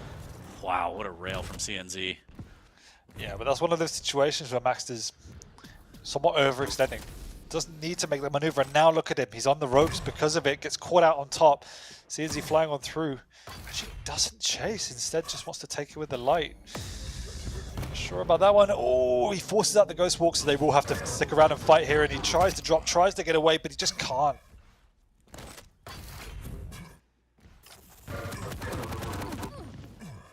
And the machine gun just enough to stop CNZ from getting on the platform and finishing that kill as Maxter steals away the heavy, or excuse me, the Mega, and the heavy goes to CNZ, and the shotgun blast to the chest puts him in the lead.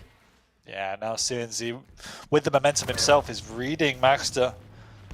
Some really smart plays coming out from CNZ here, and it's going to be a big uphill battle for Maxter to get back in control now. He's got nothing to work with. CNZ pushing in, he knows he's got him on the ropes, and there's the conversion with 2 minutes to go, 40. Chances are slim for Maxter here, and another one coming out. He's going to have to pop the Ghost Walk, but really, is he going to? He is, but now he's just wasted his only lifeline. Oh no! And it doesn't even matter. Max's damage, I mean, that's the best he could do, but right after that, Mega's gone, and CNZ is back to a decent stack. Less than 2 minutes, Maxter has to start chaining together some rails and big damage, but CNZ just, he's going to be able to kind of glide into that defensive playstyle through the choke points that we've seen time and time again, and this is one of them right here. What choice do you have? Maxter trying to force the situation here, force the issue, and he's hitting some rails, hitting some rockets, but it's not big damage. That one is, but can't connect with the rail, and CNZ is out of there. Back to the Mega yet again, Dan. Just playing the items, and then Maxter's forced to take a risk, and he has to pop the Ghost Walk just to even try and take a rail, and CNZ is all over this one. It's so difficult. As you said, he could just play the choke points. Doesn't need to do anything silly at this point, and he won't. He's one of the best players at controlling a map, controlling the tempo. So if Maxter wants to go, he's going to go through some choke point without a Ghost Walk up and undoubtedly die. So really well played by CNZ to take this one home.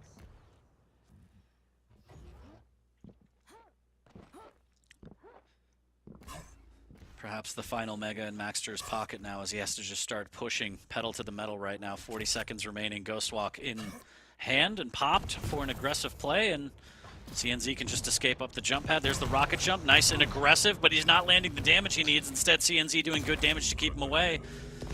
And we go again. There's the vision pop, so he knows exactly where Maxter may be aggressing from, and this one is over, Dan, just like that.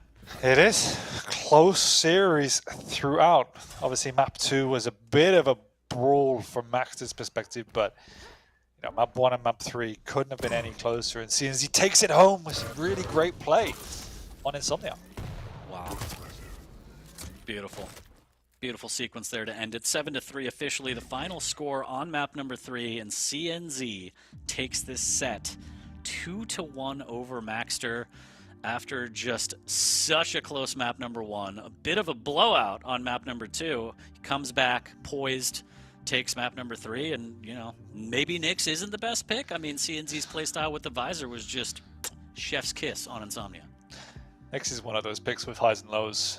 We saw both sides of it today. I did say this is the map I would have expected to go CNZ's way in a 2-1, and he won it 2-1 in the end, with this being one of them. So really well played. You know, you can see how hard he is to break down when he gets to set the tempo. He gets his control. He's so smart. He reads players extremely, extremely well, and just knows how to control tempos, as well as having some incredible aim throughout. So really well played by CNZ. I'm sure Maxter will be a bit frustrated. That map 1 was definitely in his grip, but in the day, you've got to be in a set to win it, and that's exactly what CNZ did. Absolutely, and shouts to the 32% of you in chat that predicted that CNZ would take it. Big winners. Big, big winners. We're all winners when we're watching Quake, but those are the stats for map number 3, 7-3 officially done and dusted in Insomnia, and that's 3 series under our belt, and we have potentially the biggest one yet. Razy versus Wenger coming up shortly. These two have won back-to-back 2v2 tournaments, and now they have to turn on each other, Dan. You don't want to miss this one if you're a Quake fan, so we're going to take a quick break, and we'll be right back with the last set of the day, Razy and Wenger, shortly.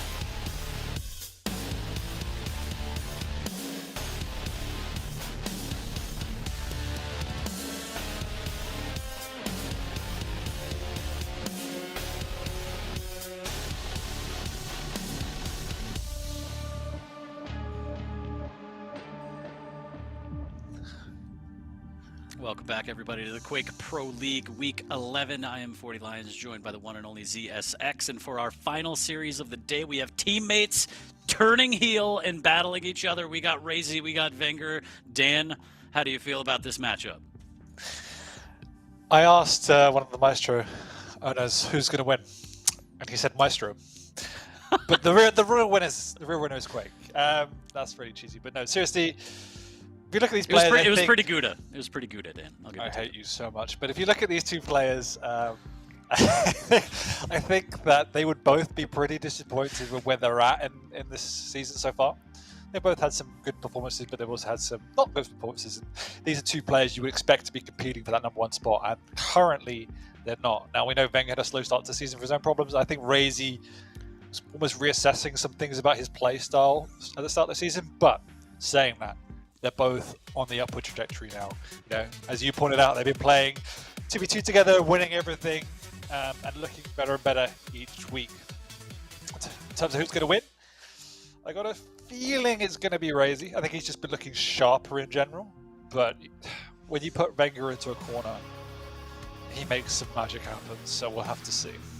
I mean, the reigning champ in Quake Pro League, lest we forget Wenger. But Razy, just always top 2, top 3, never able to crack it and raise the title. But I don't know. I mean, a tale of teammates, right? One of these players, unfortunately, is going to have to turn into a monster and make the other person quite blue. We'll see who's going to Swiss the action right now. But let's take a look at the pick bands before Dan has an aneurysm real quick and see exactly what we're going to get into with these two players. We got Deep Embrace, Corrupted Keep, and Awoken. Dan, please, the picks. One final time. I couldn't have picked 3 better maps to finish the day on with these two people. You know, probably the 3 most combat-heavy maps. It's going to be fast-paced. It's going to be brutal. Neither one of these players likes to play slows. So let's see what happens. We're starting off on Deep Embrace. Razy picks the Ranger. Interesting. That's a really interesting pick because, you know, normally one would expect he would play a Doom or something like that. So that's an interesting pick from Razy. It's obviously still a great pick. Signals he actually wants to take that away from Wenger slightly. We know how Wenger loves a Ranger, but also signals the good use of the Orb and the Rocket Jump. Wenger picks the Athena. Now, we don't see a lot of Athena from Wenger, so I'm interested to see what he does on this particular map. Corrupted Keep, we know what Razy's going to bring there. Actually doesn't opt for anything like a clutch or any shenanigans, actually just takes away the Blazkowicz. Wenger picks the Galena. A little bit more of an unusual pick from his perspective. Again, Doom was on the table, so let's see what he wants to play there. And then we end up on Awoken, where Razy picks the Visor again for going the Doom, which leaves the Doom for Wenger. So it's some interesting choices in the champion picks. Again, maybe because they, as you point out, you know, they play each other a lot, they know each other a lot, second guessing each other, but it's going to be a bloodbath. Indeed, and again, no Sorbet. I think we've gone a full day without Sorbet, and that's unfortunate for the Sorbet fans out there. But now that we have the breakdown of the pick bands, maps, everything, I mean, it's just time for chat and us to decide and put in our predictions. And this one is harder. I know you said Razy, but yeah. I think it's going to be 2-1 Razy. I love the fact, by the way, that we have pretty much medium champions throughout. I think medium versus medium is the closest you get to almost classic Quake, very much down to who kind of just completes the duel better rather than having any stack differences. But I still, irrespective of that, I think just on form and everything else, and just history really, I think Razy edges it. And let's not forget, this is a big match, not only because their teammates have been playing together for so long and know each other so well. Leaderboard-wise, it's 5 and 6. So someone's going to win and leave the other one provolone down below. So it's going to... I can't stop. It's a curse. It's a whole thing, though. So leaderboard is at stake here, too, as well as, you know, just the camaraderie and teammate stuff, being able to talk a little bit of smack. But overall, I am going to side with Wenger 2-1. Just to, you know, add a little balance to the desk. Predictions? None for you, chat, apparently. But, yeah, we're going to load into map number 1. This match is just too close to call. That's what that means when we don't have predictions. But Razy versus Wenger is going to get underway here, and this one is going to be an absolute slobber knocker, whatever that means. But looking forward to some good Quake to close out the day. Couldn't have asked for a better match. Yeah, let's see what happens. I think either way it's going to be entertaining. I don't think either one of these players is going to feel heartbroken whether they lose or win this particular series, but I'm glad it's half point of one of the day. Sure. I'm just sad it's not with Wii. Dan, do you know what happens when they win a map? They make some cheddar. I'm done. It's all right. We'll put you in the fridge so you can cool off. I'm just done. Oh, it's been a long day, but it hasn't. But we're going to get into map number 1 of this last series between Razy and Wenger. And this is exactly what we've been waiting for. Chat, thanks for hanging in there. Map number 1 live between the Maestro boys. We're going to start off on Razy, and he's got that Ranger, and he's got that Heavy in his pocket.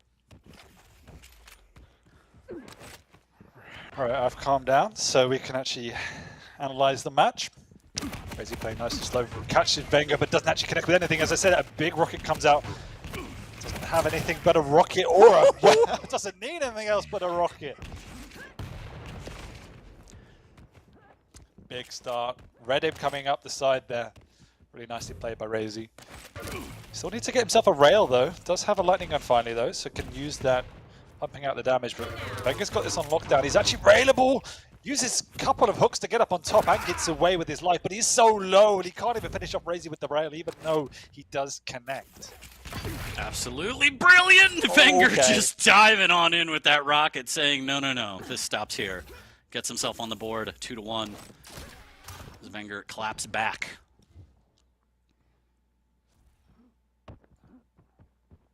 He himself needs himself a rail, but he's sneaking around. Razy does read it though, knows exactly where he is. No shenanigans from you, Wenger. He's already burned all of his hooks, so he can't get up to try and contest that Heavy instead. Oh my god. He tries to go in aggressively, but no, denied and shut down with the orb once again.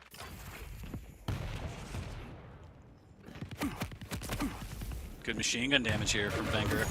Ooh, very brave, ballsy from Wenger here. The meatballs on this man as he takes the Mega and the frag. Yeah, that was a Wenger thing. That was a really ballsy play, but still makes it work. He's caught Razy once again. Perfect tracking from Wenger. And he knows the exact timing of the Heavy. And he's using Athena to bully the items, just use the speed aggressively. Obviously, the orb has been paramount as well to a couple of frags, but... Wow! Oh, Wenger is just feta right now, Dan. It's insane, the damage output.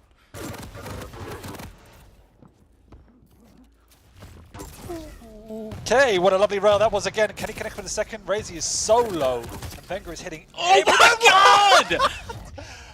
Oh, Razy's just thinking this can't breathe. It's unbelievable. He can't kill Wenger right now. He camembert it, Dan. I genuinely feel ill casting with you. The machine gun from Razy trying to hold on to this Mega as hard as he can, and Wenger, a merciful god, will allow it to go into his pocket. Good damage from down below, but again, another flick rail from Wenger, and this is insane. Good rocket. There's a Dire Orb that's got him so much damage, and the LG follow-up is enough. So Razy back on the board, stops the bleeding a little bit, missing with that rail, but able to claim the Heavy. Oh, what a rail through the Graze. Razy saying, whenever you can do, I can do better. Not as quick, but better. He hits 2 back-to-back through the grill. He wants to try and stabilize this as Wenger just wants to set the tempo. And Razy just maintaining position up here, just trying to calm everything down. Calm yourselves. And actually somehow loses out on that duel. So the machine gun fight goes in favor of Wenger. We are only 3 minutes and 20 seconds into this one, and the Maestro boys putting on the show for everybody here. So this is only map number 1 here. Razy trying to find a rail angle here. Wenger just pops back out with more LG.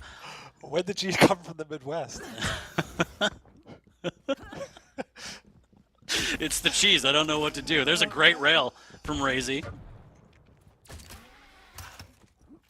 Just trying to track down Wenger. He's going to rocket jump up for this and Dire Orb to deny the Heavy. Nice. So that's an all-in play using his resources, using that passive of Ranger nicely. But Wenger has to know Dire Orb's down, and he has a little bit of playroom now. The Dire Orb, again, killing him about 2-3 times already this game, has to be in the back of Wenger's mind.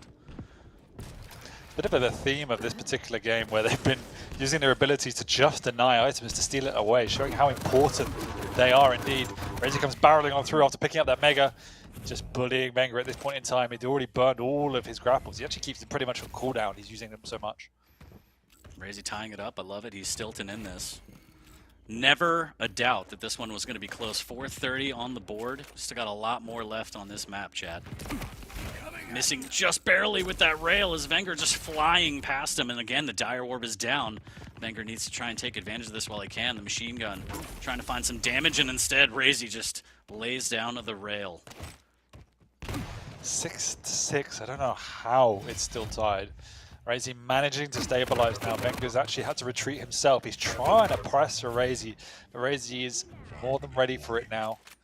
Not being caught out as he was a few minutes ago. Wenger needs to get himself a rail though. Don't think he's got one of those just yet off the spawn. So that's why we're playing a little bit slower down below.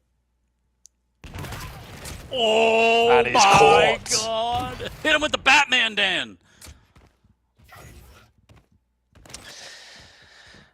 See a slight lead difference, but Wenger's already in position for the heavy once again, maintaining the timing he needs.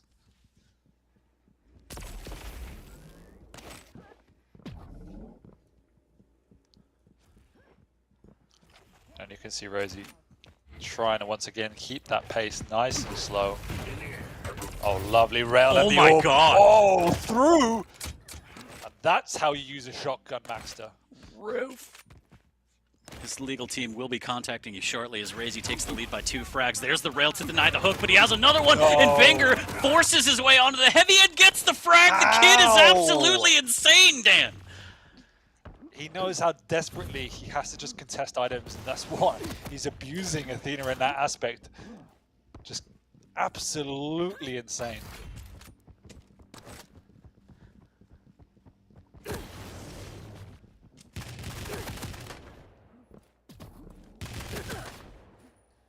Good machine gun damage from down below as Wenger is so hurt. The tribal just not connecting, and he's going to be able to get away with the heavy as Razy just missed out on an opportunity there, but Wenger's still hurt. He drops down to the 225s, a little bit of a tickle from Razy as he's on the hunt. Dire Orb to make sure the armor shard does not go Wenger's way. Now he's just fighting for his life. We've seen this before, and the defense from Wenger's just too strong. Razy can't keep chasing. No. Wenger's the one that needs to make something happen. We still have 3. No! He slips! Alright, that's... In a game of such high skill, that's a bit of an error. I think the heavy machine gun maybe just knocked him a little bit. But either way, they are now tied once again. Not much separates these two. 3 minutes to go. Long time before the next round of items. But Razy's more than healthy anyway, having picked up the Mega off the spawn. Wenger, though, in position with all the weapons he needs. Will he be able to drop on and splatter? Razy doesn't even need to when he has a rail. Oh, great use of the grapple. Razy ready for it though. Coming out with the lightning gun. Actually orbs away because he knows the timing, but it's a bait. He's stuck down below.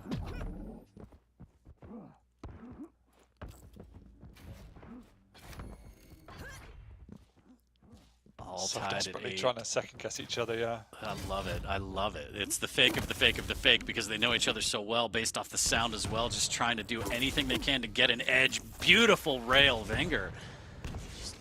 Unbelievable damage here, but Razy quick to respond.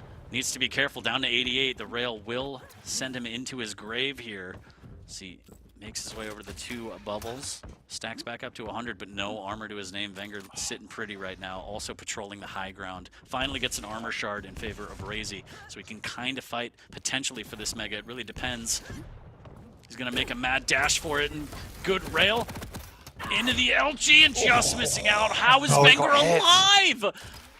He was trying so desperately to use that Mega as a bait. He probably could have gone for it himself, but instead left it up, allowing Razy the opportunity, wanting to try and catch him out again. But Razy's caught him here, trying to get some help, and somehow Wenger comes out on top. 9 to 8, a minute to go.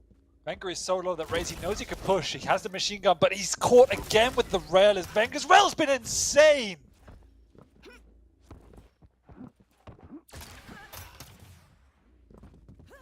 Playing the Athena so flawlessly. 1 minute warning.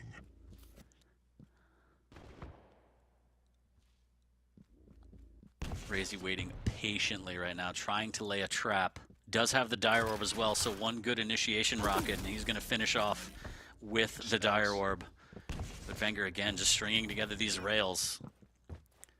lining him up perfectly. Either that, flicking, it doesn't matter. He seems to be hitting everything that he needs to right now to hold on to this one frag lead. Nice little stutter step from Razy there to bait out the rail, not taking damage, grabbing this free mega and giving himself an opportunity to tie this with 25 seconds left on map number 1. Yeah, Venger's not going to move from in here. He's going to force Razy to commit because Razy's going to take an awful lot of damage if he tries to push this choke point. But he has to. There's no other way. He's burned the orb. There's no other way except rocket jumping or running. And either way, he might not even make it in time.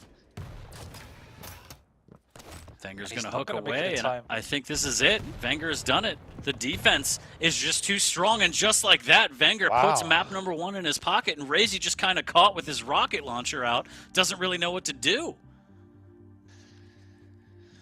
What a game, 40. It's one of the best games I've seen in a long, long time. It's just insane play from both players playing at such a high level. And again, they have that experience and background of dueling each other, knowing each other so well that it's like the meta on top of the meta on top of the meta. I don't want to sound cheesy, Dan, but it's a battle of titans right now. It's an absolute clash of titans. It is indeed. And it's just the levels of mechanical skill, because they were making such great plays, but then you're just being shut down with shots like that. There's not much you can do, and I think the scoreline is telling about how close this game was. Not a single moment in that game where more than a frag separated both of them. And on a map like Deep Embrace, that's an impressive feat in itself. So incredible levels of skill, and we kind of said both of these players hadn't really been performing at the levels we expected them to. Well, they've shown us wrong, as that was some of the highest level Quake we've seen in a while. And just everyone played the style that we kind of thought. Razy was clinical. He's just serial killer in the arena. And then Venger balls to the wall. And he'll hit you with these flick rails, but he'll also just jump in your face and take these items away for you and make you work for him. And it pays off because the mechanics on that guy are insane. Both players, mechanically insane. And it just leads to such amazing Quake that we get to witness. And that was only map number 1, Dan. We still have 2 more to go. And it's just insane. It's just such a good start to such an amazing set. And we have the 3 most combat-heavy maps we could have asked for, with 3 matchups of champions that just want to brawl. So, it's going to be 20 minutes of gore and fun. You gotta love it. You gotta love it here, as we're gonna get on to Corrupted Keep here shortly. Again, sans rail, so we won't be able to see those flicks from Venger, but the boy has rockets and LG, and Razy also has rockets and LG. I mean, this used to be Razy's Keep for a long time, so this one should be a big battle here. Is BJ versus Galena. I mean, that setup in particular, how do you feel about those champ picks on Corrupted? I think Galena is an interesting pick. There's a couple of ways to use her, but I think Venger will mainly use her her totems in the combat situations itself, rather than trying to build an overstack. It's just not worth it. You can just use it, recoup, go again. We know what we're going to get from the BJ. You just want to try and find someone in a corner where they can't get out and pop that dual wield and go at it. So either way, I don't think the abilities are entirely defining on this one. It's definitely going to come, as we saw in the Rafa game. You know, who can get that control? Can anyone get a lockdown on the map? I don't imagine anyone will, given how close we saw the last one. So it's going to be really back and forth once again. And again, because they're medium champions and the stacks are the same, it's one of the reasons why it is so close. Nobody can get that snowball just based on stack alone. You have to outplay. Well, let's get into it right now. We're live on map number 2 on Venger. The battle of the young guns on Maestro right now to claim who is better than the other. As Venger taking map number 1 off to a decent start here. Map number 2, as he has the heavy, getting that totem down, and that's exactly what you want to do with Galena as soon as you can. Big rocket as well. Ooh, nice little play there from Razy. I like that movement a lot. Yeah, it was nice. He's been shut down. Venger in position on the high ground, which he wants to be. Without a lightning gun, though, he's not going to be able to commit too hard. So just trying to catch Razy out in case he's trying to make any moves back up to the high ground. And they do reset for the major item. There is enough time between both of them for Razy to make a move, which is exactly what he does, even for the first round. Caught Venger off guard just a little bit, but unfortunately for Razy, not doing anywhere near as much damage as he might have hoped, but he has got the LG on lockdown. So Venger's still lacking that weapon. As I say that, he actually puts his first totem down in the hallway, in fact. So might be looking to build that overstack.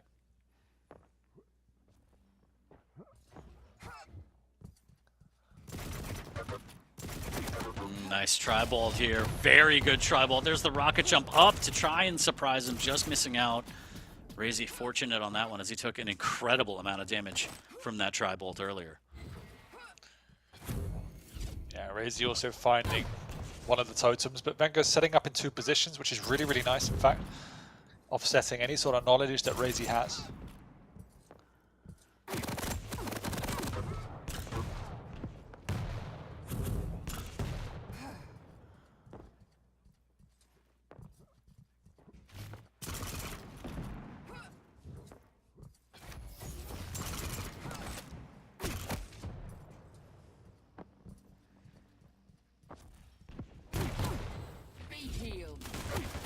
Venga with the overstacking finally. He's actually going to take the engagement as he gets that mega health, in fact.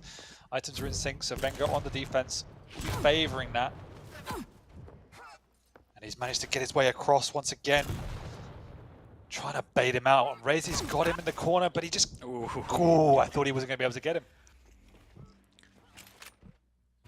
Like the attempt from Wenger there to try and fake the rocket jump to distract, but Razy not caught out, gets the first frag. Good LG as well. That rocket almost connecting as Razy makes his way through Mini Banana back into the red room here.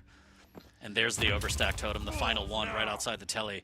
Dual wield popped, and now it's just a matter of time. How does Razy want to attack this? And he goes straight on. He doesn't go through the telly, instead catching Wenger off guard, but both players doing immense amounts of damage with their LGs. He actually just wants to stall Wenger here, because if he can take the Mega, he'll get both major items. He doesn't want to kill him too quickly, and he doesn't. He plays the clock out and takes both major items, which is exactly what he wants to do. Even delaying it, trying to sneak a bit of damage there in the red room once again. Delaying it still, completely offsetting any knowledge Wenger has of this. And then even steals a light away. So masterful play from Razy there. And he is one armor shard away from running the entire gamut of this map. That is, as we saw before, not where you want to be. There's the mega pickup. Good rockets from Wenger. Does take the totem damage as well. So Wenger making him pay. Razy on the receiving end. A lot of damage right now. Trying to wait for this lower armor shard. Knows that Heavy's right after, but Wenger's already perfectly positioned for this, Dan. Wenger doesn't know the exact timing, but he knows more or less what it is. So yeah, positioned perfectly to steal it away. Tries to go aggressive, but actually eats a couple of big rockets from Razy. He's pushing it himself. He's too early for the Mega, so now he's going to miss out on that and is in a bit of trouble in that corner. Razy, will he push on through? Oh, big rocket jump away from Wenger. He had to do something, but he won't get away from this one, surely, as he is living dangerously. And I really like Razy's kind of self-restraint, knowing that he has Wenger low, but he just wants the items. He wants to run the map. And there's the defensive rocket not landing, actually propelling him forward into the LG, and Wenger one last rocket as his dying wish. But Razy will take the Mega right afterwards and take down a totem. And now momentum fully in Razy's hands here. Yeah, Razy's being more proficient at doing mid-range damage. Wenger is on the ropes, he's on the run. He's relying on hitting some world-class shots on the defense. But Razy's stack is too strong at this point. It's getting into scary territory the way he's able to snowball these items. Taking care of the totems again nicely, and Wenger doesn't have any armor to his name. He's going to get caught out with LG. He has to run, and just like that, perfect timing from Razy, running the map. Wenger trying to stay alive. He's going to get caught out trying to make his way to the armor shard, and that damage actually gives Razy the armor shard, and he literally has full map control now, Dan. Exactly the same situation we saw Rafa in earlier. Taking all 4 items, and you can see even someone like Wenger's caliber struggling. But the difference that we saw earlier is Wenger's putting up a big fight in around these items, so it's not an easy ride for Razy. Nearly even gets a frag, does Wenger, but Razy somehow gets away.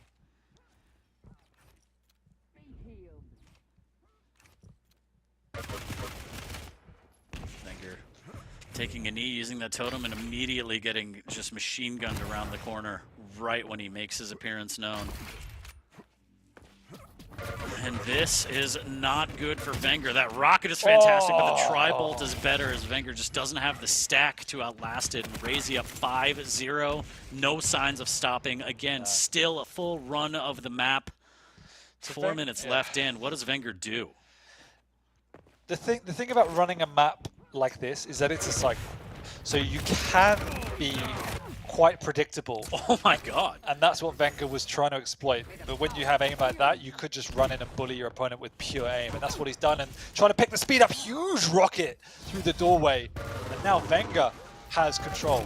And the other drawback of running a cycle like that is if you lose it, your cycle just transfers to your opponent. So now Wenger, if he plays well, could keep up a very similar rotation of items.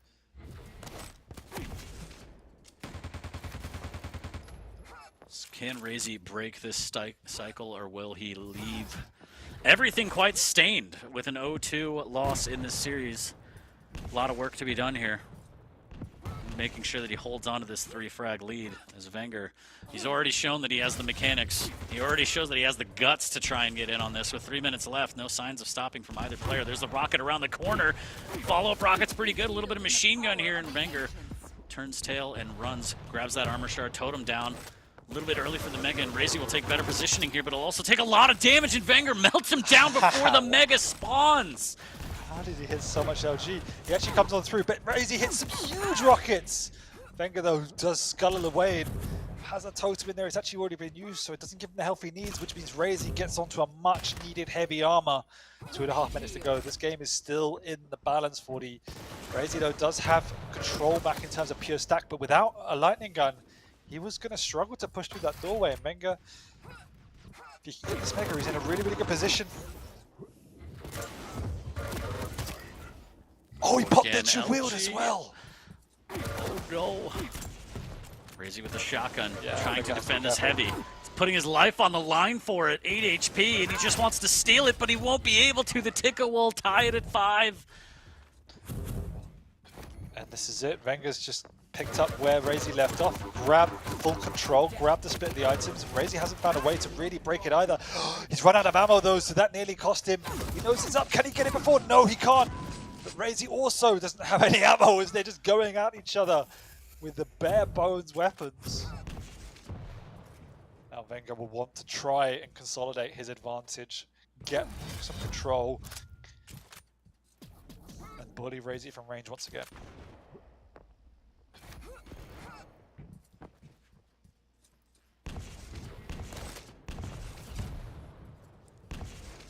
The big difference is Wenger went toe-to-toe with Razy. When he wasn't in control, he continually tried to pressure, he continually tried to trap him. And when he managed to win back control, the snowball was his. The map completely reversed.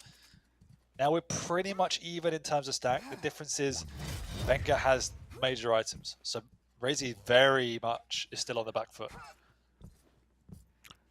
50 seconds left, and machine gun rockets that's is not what you huge. want. No, Wenger lovely catches trap. him out.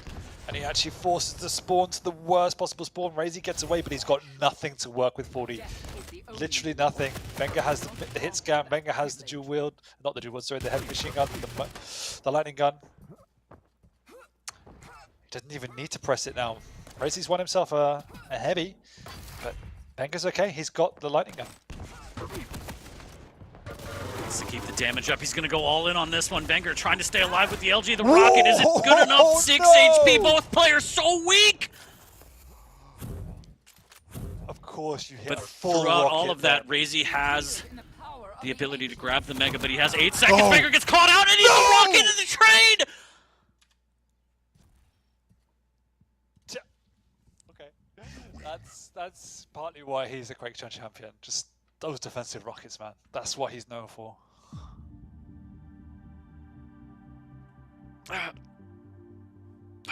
My heart. It's too much, Dan. Too fat for this. You're telling me. I'm too fat for this. Well, RIP to everyone in the chat that predicted Razy. They won't even get a nickel back. And if you're wondering if Wenger's the champion, this is how he reminds us. 2 maps back-to-back, very close between these two. We're going to go to a third, but Wenger ties a bow on it in the best series of the day. No disrespect to anyone else, but this is just top-tier play from both of these players. More impressive to me than those rockets at the end was the way in which he got back into the game. This fight here, the way in which there was a never say die attitude. Like, a lot of players, even in the QPL, would have crumbled to that pressure from Razy, having full control. But Wenger found a way to not give away too many frags, found a way to get back into the game, and he found a way to win the game. Incredible. Just insane play. And I know that, you know, everyone at Maestro is like heartbroken that one of these players has to lose, but at the same time, both of your players are playing to this standard of just absolute excellence. And that's exactly what you want as we get closer and closer to the finals. And yeah, both players are on fire, and it's literally coming down to 1 or 2 rockets, Dan. So Wenger on the luck is on his side today for the first 2 maps. We still are going to a third. But yeah, just an incredible series so far, and this is the high-level Quake that we love to see. Really couldn't have asked for a better series, and hoping Awoken lives up to the standard these two have set. And kind of said it really. This match was going to be defining for both these players, not just because of where it shifts them in terms of the leaderboard, but just because when you put them toe-to-toe, this is what happens. They find their best. They haven't been at their best all season, but they found it now. And if this continues for the remainder of the season going into the QuakeCon finals, then boy, God help the rest of the league. Someone's in for a hurting. Everybody in the league, nobody's safe. And this is around the time where you want to start to ramp up. So yes, if you have your early flubs and, you know, slow start to the season, not a big deal. Your positioning might be a little bit at stake, but to ramp up around, you know, week 11, 12, what more can you ask for? So we'll see as the weeks come by. But for now, map number 3, we're going to get underway. We're loading in shortly between Razy and Wenger. There's still unfinished business for today, Dan. Yeah, I don't think Razy's ever going to want to leave this at a 3-0, so I think he's going to come out swinging now. Again, interested to see the Visor pick. It's a decent pick for sure. So let's see how he pushes it to the limit. Obviously, Rail's back on the table. That will come into play. We saw how powerful that was in terms of, at least for Wenger's disposal on map 1. I know that they've done side agreements before, and I wonder if there's one for this and if Razy has to do something. I think last time it was if Razy beats Wenger, he has to put pineapple on a pizza, and it was hilarious. So I wonder if there's kind of a side agreement going on too. But yeah, I mean, going into map number 3, there should be a lot more. We got at least 10 more minutes of high-flying action, but I'm curious if anyone in chat knows if they were talking on stream or anything about a little side action. Let me know. Holla at you, boy. The Beak is wondering. What's the matter, Dan? Oh, we didn't load in. We're still here. All right, it's podcast time. We still haven't started our podcast. That's true. We have to. It's been busy, you know, busy. Just constantly going to the gym. I've been hitting the gym 3 or 4 times a day. The gym is actually just a restaurant. So give us a flex. I'm just so sore from all the working out, all the donuts. Yeah. You know this motion of eating donut, like 12 a day? Biceps for days. Yeah, you know how sad it is when you walk into a donut shop and you're like, can I get a 12-piece? And they're like, that's disgusting. Just call it a dozen. Yeah, so map number 3, we're loading back in. There was a restart. It's fine, chat. Everyone hold your horses. You're going to get map number 3. Don't worry, baby birds. We'll feed you. But quite the day of Quake. And again, this series does not disappoint between these two. Razy, Wenger, the Maestro boys just kicking us off, sending us off today with quite the heater of a series. Yeah, I feel sorry for you. Don't know how you can keep up with us. You feel sorry for me? Yeah. Just as a person? Yeah. That hurts the most. That's probably the most hurtful thing you've ever said. It's fine. I'm crying on the inside. But yeah, shouts to chat for hanging in there. And let's take a look at the last map prediction, actually. I don't think I've done that before. 43% in favor of Razy, 57% for Wenger. That's pretty fair. I'd say that's about fair, yeah. Yeah, that's pretty fair. Alrighty, map number 3, Dan. Breathe, just breathe. Yeah, I'm ready. Hold me. And Razy's going to hold that Mega as he gets the Mega spawn, and he just wants this rail right now. And there's got to be a lot going through his mind in terms of, like, those first 2 maps were so incredibly close. Yeah, it's one of those where it hurts. They were so close. You know, Razy's so near and yet so far, but one last chance to make it count.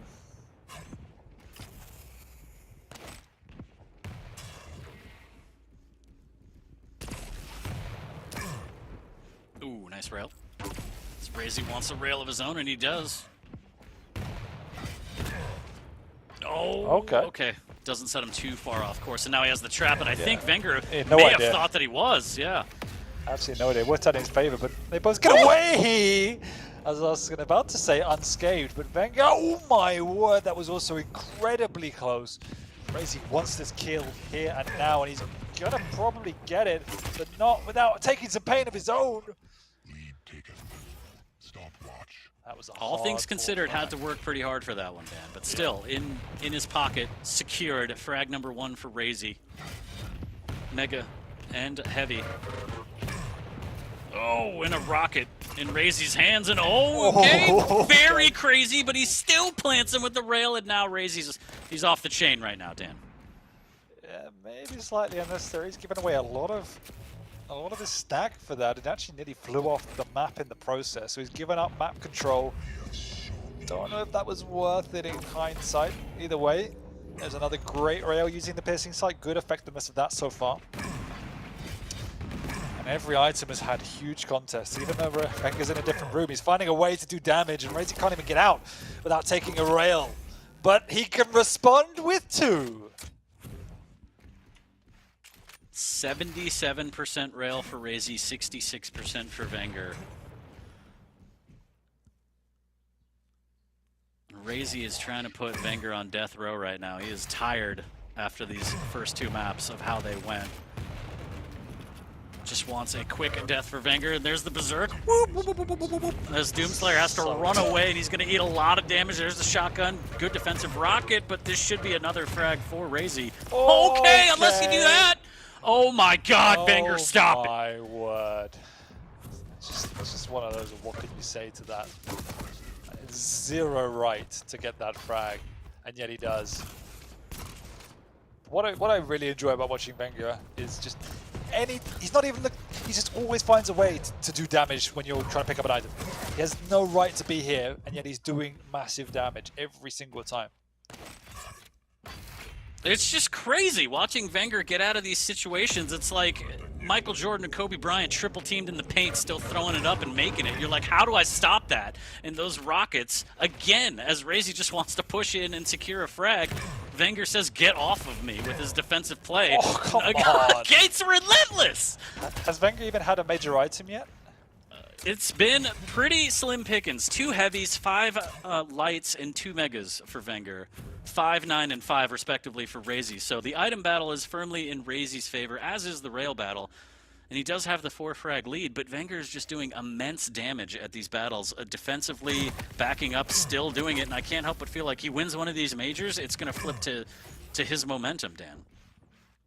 If he wins one of these majors. That's true, if he can. Oh, my come god, on. Razy! Wow. Razy is pissed. Oh, we hit him with the hello. Oh, okay. Oh, man. Oh no, not like this. Don't get machine gunned down after all that. And he runs out of rails, and now Razy just has to sit there with his rocket launcher out. The Mega goes to Wenger, and this is a glimmer of hope here. Down 6. Oh no, but you don't want to ride the lightning, and oh my god! Oh man, you can see how happy Razy is with the way he's playing right now. Impeccable. What a game.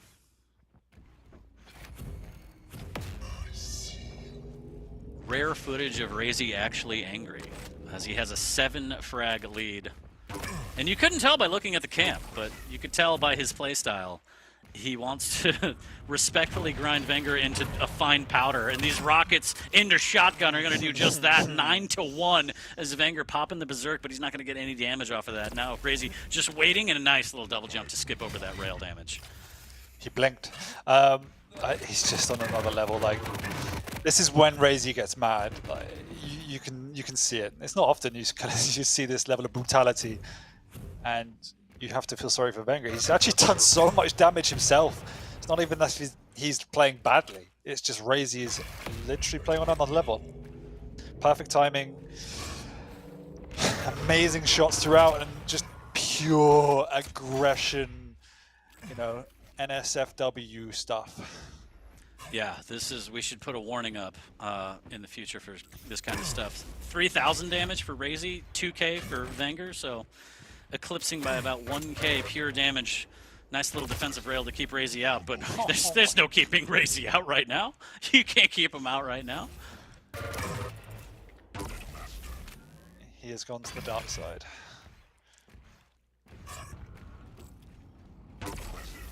Oh no, not the Berserk again. He does get away, barely. But the vision is popped and almost hits an incredible angle with that vision. But back to the Mr. Freeze here, tries to convert with the rail, doesn't, but does get the heavy, and the shotgun blast to the chest will do it. Doomslayer getting a little bit of his own medicine. He has indeed, and Crazy is... He's got a frag though, Wenger. It's cost him 12. But he won On the another one. board. That is not the exchange rate you want in the arena, and Racy! Yeah. Oh my god! He's like, I believe you dropped this. This happens to be your shotgun. Let me put the ammo inside you at the very least. I swear we did have Wenger's POV. I swear we did. Oh man. Well, we asked for a bloodbath of a series, and we've got it on all 3 maps, except this one ended up being a one-sided brutality.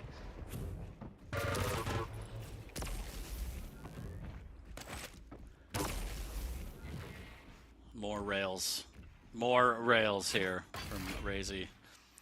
As I don't think, respectfully, Wenger can do this. I don't think there's any pulling this back here.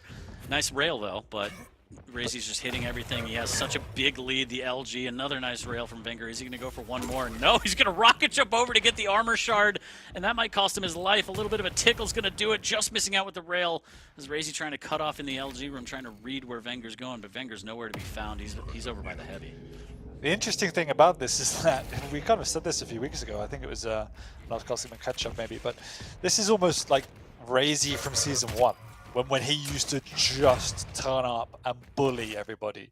We haven't seen this level of dominance in quite a while. Obviously, he puts in stellar performances, but where you just look at this and go, yikes. That's the kind of performance we're seeing from him right here.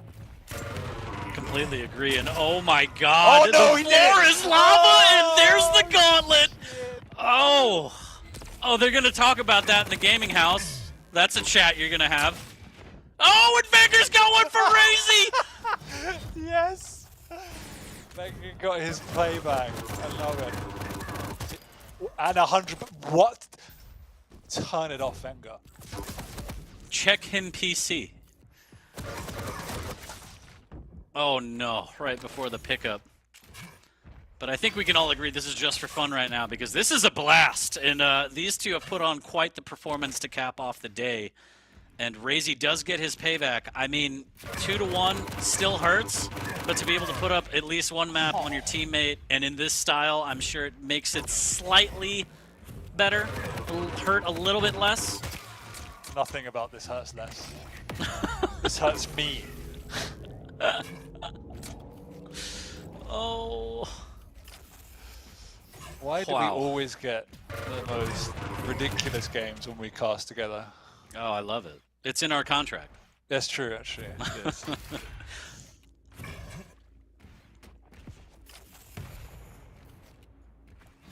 I swear I saw a smoke from Razy. It might be. We have to roll back the footage and have forensic analysis, but I think you're right. As Razy, oh, flick of the wrist! Okay. I don't ever want to play any of these people in Quake. Like, Oh, don't my worry, you God, never will. man. Yeah, thank God. Maybe in a free-for-all. Hey, I don't even want to do that. I'll leave the server. I'm good. I don't need that. After you've insta-locked Keel. I'm never not picking Keel. How dare you? But 20-5 is going to be the final score on this one. Razy does get, quote, his revenge. Wenger takes the set 2-1 in 2 very, very close maps. But the third map, absolute landslide victory to Razy. What a set, Dan. My cheeks hurt from all the smiling in that series. Someone's cheeks hurt after that map. Tell you what. Indeedy From the do. smiling, of course. Oh, yeah, From of course, Razy and yeah, his yeah. giant grin. Look at all those beautiful teeth. My word, what a display of Quake that was. From start to finish, for all manner of reasons. But who doesn't love an absolute steamrolling? And I feel sorry for Wenger, but we had a lot of fun watching and casting that one. And I'm really glad it was my week, even if it was with you. Hey, that's fine. You win some, you lose some. And yeah, putting up with me is what you have to do to get stuff like this. I'm sure you do it time and time again because that was instantly a classic and one of the best sets we've seen here on Quake Pro League between the Maestro boys. As we take a look at the recap from map number 3, the onslaught from Razy. Again, I used the word revenge, but I know that he just wanted to take the set, so this isn't much of a consolation. But he did make his presence known, and he put fear into everyone's hearts in chat. Like, I can still pop off. Don't push me.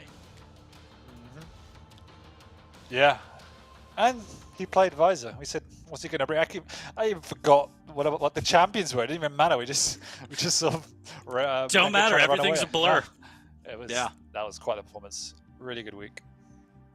Fantastic week. Big shouts to everyone in the chat for hanging out. I hope you enjoyed the show as we take a look at the recap from the set. In case you're just tuning in, please go back and watch that set. One of the finest. Wenger takes a 2-1. Razy puts his stamp, his exclamation on the end of it, though.